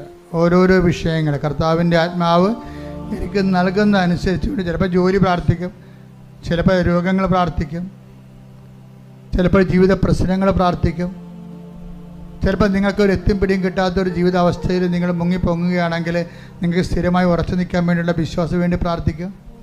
അങ്ങനെ വ്യത്യസ്തമായ മേഖലകളിലേക്ക് ദൈവം ഈ സമയത്ത് നമ്മളെ ദൈവം ഇവിടം വരെ കൊണ്ടുവന്നിട്ടുണ്ടെങ്കിൽ അത് ദൈവമാണ് കൊണ്ടുവന്നതെന്ന് നമുക്കൊരു ബോധം ഉണ്ടാകണം. നിങ്ങൾ തനിയെ വന്നാണെന്ന് വിചാരിക്കരുത്. വീഡിയോ തനിയെ വരാൻ പറ്റിയൊരവസ്ഥ അല്ല ഇത്. വളരെ മോശപ്പിടിച്ചൊരവസ്ഥയിൽ നിങ്ങൾ വരുമ്പോൾ തനിയെ വന്നതല്ല, ദൈവം നിങ്ങളെ തളർന്നെങ്കിലും എടുത്തുകൊണ്ട് വന്നതാണ്. കൈയടിക്കട്ടെ, ശ്രദ്ധിക്കട്ടെ. ഹല്ലേലൂയ, ഹല്ലേലൂയ. യേശുവേ നന്ദി. ക്ലേശകാലത്ത് ശ്രദ്ധിക്കട്ടെ. ഹല്ലേലൂയ, ഹല്ലേലൂയ, ഹല്ലേലൂയ. യേശുവേ സ്തുതി. ഹല്ലേലൂയ, ഹല്ലേലൂയ, ഹല്ലേലൂയ. ഹല്ലേലൂയ, ഹല്ലേലൂയ. ക്ലേശകാലത്ത് കൂടാരവിരിപ്പാൻ എന്റെ പ്രിയനെന്നെ മറയ്ക്കും. അല്പകാലം കഴിഞ്ഞ് ഉയർന്നതാം പാറമേ എന്നെ അവൻ കയറ്റി നിർത്തും. അല്പകാലം കഴിഞ്ഞ് ഉയർന്നതാം പാറമേ എന്നെ അവൻ കയറ്റി നിർത്തും. പരിശുദ്ധ പരമ ദിവ്യകാരുണ്യത്തിന് നേരവും ആരാധനയും സ്തുതിയും പുകഴ്ചയും ഉണ്ടായിരിക്കട്ടെ. പരിശുദ്ധ പരമ ദിവ്യകാരുണ്യത്തിന് നേരവും ആരാധനയും സ്തുതിയും പുകഴ്ചയും ഉണ്ടായിരിക്കട്ടെ. പരിശുദ്ധ പരമ ദിവ്യകാരുണ്യത്തിന് നേരവും ആരാധനയും സ്തുതിയും പുകഴ്ചയും ഉണ്ടായിരിക്കട്ടെ. എൻ്റെ പ്രിയപ്പെട്ടവരെ, അച്ഛൻ കൈ ഉയർത്തി പ്രാർത്ഥിച്ച് പരിശുദ്ധ അമ്മയുടെ മാധ്യസ്ഥയിൽ ഈശോയുടെ നാമത്തിൽ നിങ്ങൾ ആസ്വദിക്കുകയും പ്രാർത്ഥിക്കുകയും ചെയ്യുമ്പോൾ നിങ്ങൾ ഇടിമുഴക്കം പോലെ സ്തുതിച്ചുകൊണ്ടിരിക്കണം. സ്തുതികളെ ഹല്ലേലൂയ, ഹല്ലേലൂയ, ഹല്ലേലൂയ, ഹല്ലേലൂയ. യേശുവേ ആരാധന, മഹത്വം, മഹത്വം, ആരാധന, ആരാധന. ഹല്ലേലൂയ, ഹല്ലേലൂയ, ഹല്ലേലൂയ. യേശുവേ ആരാധന. ഹല്ലേലൂയ, ഹല്ലേലൂയ. യേശുവേ ആരാധന. ഹല്ലേലൂയ, ഹല്ലേലൂയ, ഹല്ലേലൂയ. മഹത്വം, മഹത്വം, ആരാധന, ആരാധന. ഹല്ലേലൂയ, ഹല്ലേലൂയ. യേശുവേ നന്ദി. യേശുവേ ആരാധന. ഹല്ലേലൂയ, ഹല്ലേലൂയ. മഹത്വം, മഹത്വം, ആരാധന. കർത്താവേ, നിന്റെ ഉന്നതമായ നാമത്തിന് സ്വന്തം ചെയ്യുന്ന കർത്താവേ, നിന്റെ വിശുദ്ധ പൗരോഹിത്യത്തെ മഹത്വപ്പെടുത്തണമേ. കർത്താവേ, സഭയിലുള്ള സാന്നിധ്യം പ്രകടമാക്കണമേ. അമ്മേ, പരിശുദ്ധ അമ്മേ, ദേവമാതാവേ, ആൾത്താരെ ജീവനോടെ പ്രത്യക്ഷയുടെ പരിശുദ്ധ അമ്മയുടെ മാധ്യസ്ഥത്തില് കർത്താവിന്റെ തിരുമുൻപാടുന്ന വരദകരം, കർത്താവിന്റെ ആണിപ്പെടുത്താറുന്ന അത്ഭുതകരം നിങ്ങളുടെ ശിരസിൽ വിൽക്കട്ടെ. കർത്താവിന്റെ തിരുമുൻപാടുന്ന വലതുകരം നിങ്ങളുടെ ശിരസിൽ വെക്കട്ടെ. ഓൺലൈനിലുള്ളവർ പ്രാർത്ഥിക്കുക. കർത്താവിന്റെ ആണിപ്പെടുത്താറുന്ന അത്ഭുതകരം നിങ്ങളുടെ ശിരസിൽ പതിക്കട്ടെ. കർത്താവേ, കർത്താവേ, ഞങ്ങൾക്ക് വേണ്ടി ക്രൂശിക്കപ്പെട്ടവരെ, ഞങ്ങൾക്ക് വേണ്ടി തിരുവിലാവിൽ മെരുവേറ്റവരെ, ഹല്ലേലൂയ, ഞങ്ങൾക്ക് വേണ്ടി മക്കളുടെ ചൂടിയവരെ, മഹത്വം, മഹത്വം, നിന്റെ വിശുദ്ധമായ രക്തം ഹല്ലേലൂയ, ഹല്ലേലൂയ. മഴ പോലെ പെയ്യട്ടെ. ഈശോ, ഈശോ, നിന്റെ വിശുദ്ധമായ രക്തം മഴ പോലെ പെയ്യട്ടെ. ഈശോ, ഹല്ലേലൂയ, മഹത്വം, മഹത്വം, നിന്റെ വിശുദ്ധമായ രക്തം മഴ ഹല്ലേലൂയ. പോലെ പെയ്യട്ടെ. സന്ധി ബന്ധങ്ങളില് കർത്താവിന്റെ രക്തം പടരട്ടെ. സന്ധി ബന്ധങ്ങളില് കർത്താവിന്റെ രക്തം പടരട്ടെ. മാംസപേശികളില് കർത്താവിന്റെ രക്തം പടരട്ടെ. രക്തകോശങ്ങളില് കർത്താവിന്റെ രക്തം പടരട്ടെ. സൃഷ്ടികള്, സൃഷ്ടികള്, ബ്ലോക്കുകള്, എപ്പിlepsy രോഗങ്ങള്, ഫിസ്റ്റുല രോഗങ്ങള്, PCOD രോഗങ്ങള്, ഉദര രോഗങ്ങള്, ക്യാൻസർ രോഗങ്ങള്, മെനിഞ്ചൈറ്റിസ് രോഗങ്ങള്, സ്പോണ്ടിലോസിസ് രോഗങ്ങള്, ശ്വാസകോശ രോഗങ്ങള്, കിഡ്നി രോഗങ്ങള്, പാൻക്രിയാസ് രോഗങ്ങള്, അടിവലി രോഗങ്ങള്, ഗർഭാശയ രോഗങ്ങള്, മൂത്രാശയ രോഗങ്ങള്, വാതരോഗങ്ങള്, അടിമുതല്, ഉച്ചമുതല് ഉള്ളങ്കാൽ വരെ കർത്താവിന്റെ രക്തം പടരട്ടെ. അടിപ്പട പോലെ വൈദാക്കാലം പോലെ ദൈവികമായ ശക്തി നിങ്ങളെ കൊഴുകട്ടെ. ഹല്ലേലൂയ ഹല്ലേലൂയ ഹല്ലേലൂയ ഹല്ലേലൂയ ഹല്ലേലൂയ ഹല്ലേലൂയ യേശുവേ നാമത്തെ വീണ്ടും ആരാധനയിലൂടെ മഹത്വപ്പെടുത്തണമേ. ആരാധ്യനേ പരിശുദ്ധനേ പരമോന്നത യേശുവേ അണയുന്നു ഞാൻ തിരുമുൻപിനായി അലിവോടെ എന്നെ നോക്കണമേ. ആരാധ്യനേ പരിശുദ്ധനേ പരമോന്നത യേശുവേ അണയുന്നു ഞാൻ തിരുമുൻപിനായി അലിവോടെ എന്നെ നോക്കണമേ. പീഠം നമ്മുടെ ജീവിത മേഖലകളെ, ജീവിത വിഷയങ്ങളെ സമർപ്പിക്കാൻ പോവുകയാണ്. ആ വിഷയങ്ങൾ അകപ്പെട്ടിരിക്കുന്നവർ പ്രാർത്ഥിക്കാൻ വേണ്ടി നിങ്ങൾ കാത്തിരിക്കരുത്. ഇത് സമൂഹത്തിൻ്റെ ആവശ്യമാണ്. കർത്താവ് സമൂഹത്തിൻ്റെ മുഴുവൻ പ്രാർത്ഥന കേട്ടിട്ടാണ് ഓരോ മക്കളെയും പ്രത്യേകം ആശീർവദിക്കുന്നത്. ജപ്തി നടപടി നേരിടുന്നവരുണ്ട്, സ്ഥലം വിറ്റുപോകാൻ പോകുന്നവരുണ്ട്, വിൽക്കാൻ പറ്റാത്ത രീതിയിൽ കടക്കാല കുരുക്കപ്പെടുന്നവരുണ്ട്, ജോലി ഇല്ലാത്തവരുണ്ട്, ജോലി നഷ്ടപ്പെട്ടവരുണ്ട്, സർട്ടിഫിക്കറ്റ് കിട്ടാത്തവരുണ്ട്, സർട്ടിഫിക്കറ്റുകൾ വ്യക്തികളുണ്ടായി പോയവരുണ്ട്, പരീക്ഷ എല്ലാത്തിനേക്കാൾ ഉപരി പരീക്ഷ എഴുതാൻ പോയി എഴുതിക്കൊണ്ടിരിക്കുന്ന കുഞ്ഞുങ്ങളുണ്ട്. എല്ലാ വിധത്തിലും മത്സര പരീക്ഷകൾ, യോഗ്യതാ പരീക്ഷകൾ, അങ്ങനെ വ്യത്യസ്തങ്ങളായ പരീക്ഷകൾ എഴുതിക്കൊണ്ടിരിക്കുന്ന മക്കളുടെ മേലെല്ലാം അവരുടെ മാതാപിതാക്കന്മാർ, അവരെ പഠിപ്പിക്കുന്നവർ, അവർ ഈ ആഴ്ചയിൽ ചെയ്യാൻ പോകുന്ന മുഴുവൻ പരീക്ഷകൾ, അതിൻ്റെ വിഷയങ്ങൾ, അതുമേലെല്ലാം കർത്താവിൻ്റെ കൃപ ചൊരിയാൻ വേണ്ടി ഇടിമുഴക്കം പോലെ സ്തുതിക്കട്ടെ. കർത്താവിൻ്റെ ഉന്നതമായ നാമത്തിന് സ്തോത്രം ചെയ്യുന്ന കർത്താവിൻ്റെ വിശുദ്ധ പൗരോഹിത്യത്തെ മഹത്വപ്പെടുത്തണമേ. കർത്താവ് സഭയിലുള്ള സാന്നിധ്യം പ്രകടമാക്കണമേ. എൻ്റെ കർത്താവിൻ്റെ ഉന്നതമായ നാമത്തിൽ, സഭയുടെ അധികാരത്തിൽ, കുരിശിൻ്റെ അടയാളത്തിൽ, ദൈവത്തിൻ്റെ ശക്തിയാൽ കർത്താവ് പരീക്ഷ എഴുതുന്ന കുഞ്ഞുങ്ങളെ സമർപ്പിച്ച് പ്രാർത്ഥിക്കുന്ന കർത്താവ് അവരുടെ മേൽ കർത്താവിൻ്റെ അടിപ്പട പോലെ വൈദാക്കാലം പോലെ ദൈവികമായ ശക്തി പ്രസരിക്കട്ടെ. കർത്താവ് വൈദികമായ ശക്തി കർത്താവ് പരീക്ഷ എഴുതുന്ന മക്കളുടെ മേൽ, പഠിക്കുന്ന മക്കളുടെ മേൽ, ക്വസ്റ്റ്യൻ പേപ്പർ നോക്കുന്നവരിൽ, ഇവ എഴുതുന്നവർ, കർത്താവ് ഓരോരോ തരത്തിലുള്ള പരീക്ഷകൾ, യോഗ്യതാ പരീക്ഷകൾ, മത്സര പരീക്ഷകൾ, ഒരുങ്ങിക്കഴിഞ്ഞവർ, റിസൾട്ട് പ്രതീക്ഷിക്കുന്നവർ, റിസൾട്ട് കാത്തിരിക്കുന്നവരുടെ മേലെല്ലാം കർത്താവിൻ്റെ കൈരണ്യം ചൊരിയട്ടെ. കർത്താവിൻ്റെ ശക്തി ഒഴുകട്ടെ. കർത്താവ് പറമ്പ് വിറ്റ് മാറ്റാത്ത ആഗ്രഹിക്കുന്നവർ, വിറ്റുമാറാത്തവർ, സ്ഥലം വിറ്റുമാറാത്തവർ, തെറ്റ് നടപടി നേരിടുന്നവർ, ആശുപത്രി കിടക്കയിലായവർ, ജോലി നഷ്ടപ്പെട്ടിട്ട് തിരിച്ചെടുക്കാൻ പറ്റാത്തവർ, ഏജ് ഓവറായതിൻ്റെ പേര് വേദന അനുഭവിക്കുന്നവർ, വിസ ലഭിക്കാത്തവർ, വിസ പുതുക്കാത്തവർ, നാട്ടിലേക്ക് തിരിച്ചു പോരേണ്ടി വരുന്നവർ, ഡിസ്മിസ് ചെയ്തവർ, സസ്പെൻഡ് ചെയ്യപ്പെട്ടവർ, ഇങ്ങനെ ഓരോരോ വിവാഹത്തിൽ മോചനം നേടിയവർ, മോചനം നേടിക്കൊണ്ടിരിക്കുന്നവർ, കോടതി വിധി പ്രതീക്ഷിക്കുന്നവർ, ദൈവനിശ്ചയം ഈ നിമിഷങ്ങളിലേക്ക് ഇറങ്ങട്ടെ. ദൈവത്തിന്റെ കരുണ ആവർത്തിക്കട്ടെ. ശ്രദ്ധിക്കട്ടെ. യേശുവിന്റെ ഉന്നതമായ നാമത്തില്, സഭയുടെ അധികാരത്തില്, കുരിശിന്റെ അടയാളത്തില്, ദുരിതങ്ങള് യേശുവിന്റെ നാമത്തിൽ മാറിപ്പോകട്ടെ. എല്ലാ ജീവിത നാമത്തെ ഈ ആരാധനയിലൂടെ വീണ്ടും മഹത്വപ്പെടുത്തണമേ. പരിശുദ്ധനേ പരമോന്നത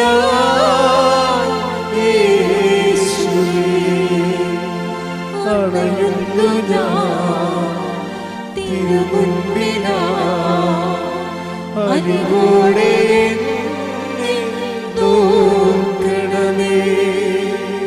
ആരാധ്യനേ പരിശുദ്ധനേ പരമോന്നത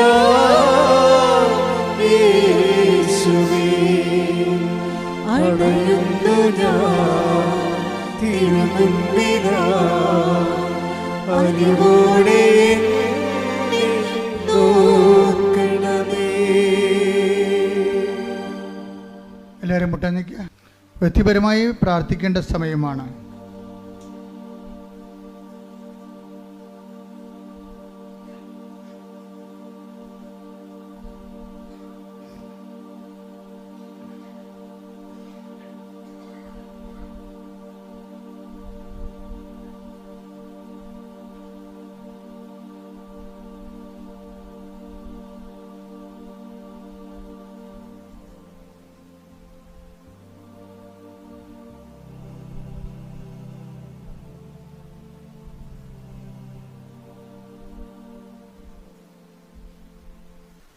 സമാപന ആശീർവാദമാണ്.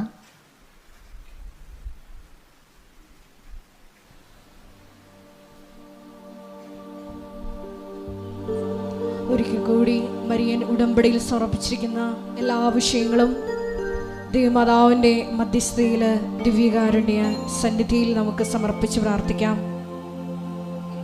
മത്തായിയുടെ സുവിശേഷം 7:24 തിരുവചനം അനുസരിച്ചുകൊണ്ട് എൻ്റെ ഈ വചനം ശ്രവിക്കുകയും അതനുസരിച്ച് പ്രവർത്തിക്കുകയും ചെയ്യുന്നവൻ പാറമേൽ തൻ്റെ ഭവനം പണി ചെയ്ത വിവേകമതിയായ വ്യക്തിക്ക് തുല്യനാണെന്ന് വചനത്തിലൂടെ നീ ഞങ്ങളോട് സംസാരിക്കുകയായിരുന്നു. ഈശോയെ, നീ വീണ്ടും വചനത്തിലൂടെ പറഞ്ഞു, ഒന്നും സത്യമല്ല, നിന്റെ വചനം മാത്രമാണ്, നീ മാത്രമാണ് സത്യമെന്ന്. വചനത്താൽ സത്യത്താൽ ഞങ്ങളെ വിശുദ്ധീകരിക്കണമേ എന്ന്. ഈശോയെ, അശ്വതി എന്ന മകളുടെ സാക്ഷ്യത്തിലൂടെ നീ ഞങ്ങളോട് വീണ്ടും സംസാരിച്ചു. കൃപയാണ് എല്ലാറ്റിൻ്റെയും അടിസ്ഥാനം. കൃപയാണ് നമ്മൾക്ക് വേണ്ടി അധ്വാനിക്കുന്നത്. ഈശോയെ, ഞങ്ങളുടെ ജീവിത നിലപാടുകളിലൂടെ, വിശുദ്ധിയുള്ള ജീവിത നിലപാടുകളിലൂടെ, സമീപനങ്ങളിലൂടെ മനുഷ്യരുടെ മുമ്പിൽ മത്തായി 10:32 തിരുവചനം അനുസരിച്ച് നിന്നെ ഏറ്റുപറഞ്ഞുകൊണ്ട് കൃപ ആർജിക്കുവാൻ ഈ ആരാധനയിലൂടെ ഞങ്ങളെ അഭിഷേകം ചെയ്യണമേ.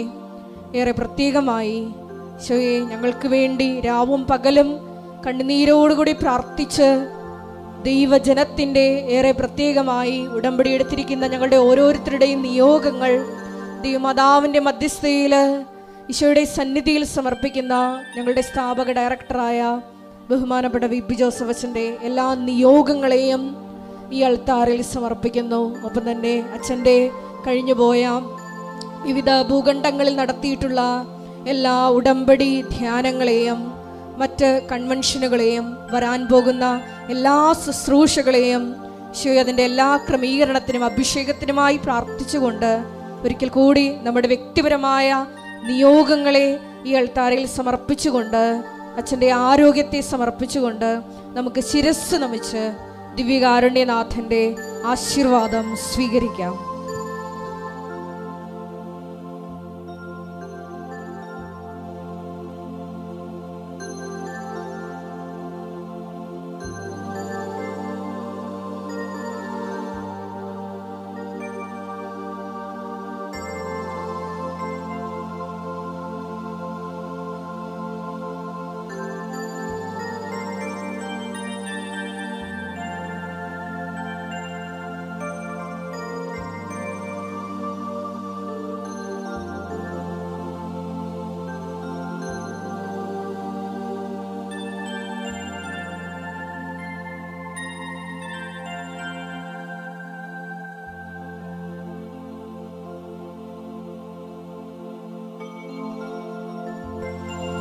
പരിശുദ്ധ പരമമാ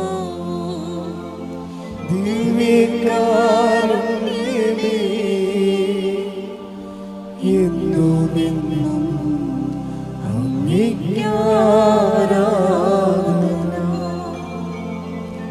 പരിശുദ്ധ പരമമാ ദിവ്യകാരുണ്യമേ, എന്നുമെന്നും അങ്ങേക്ക്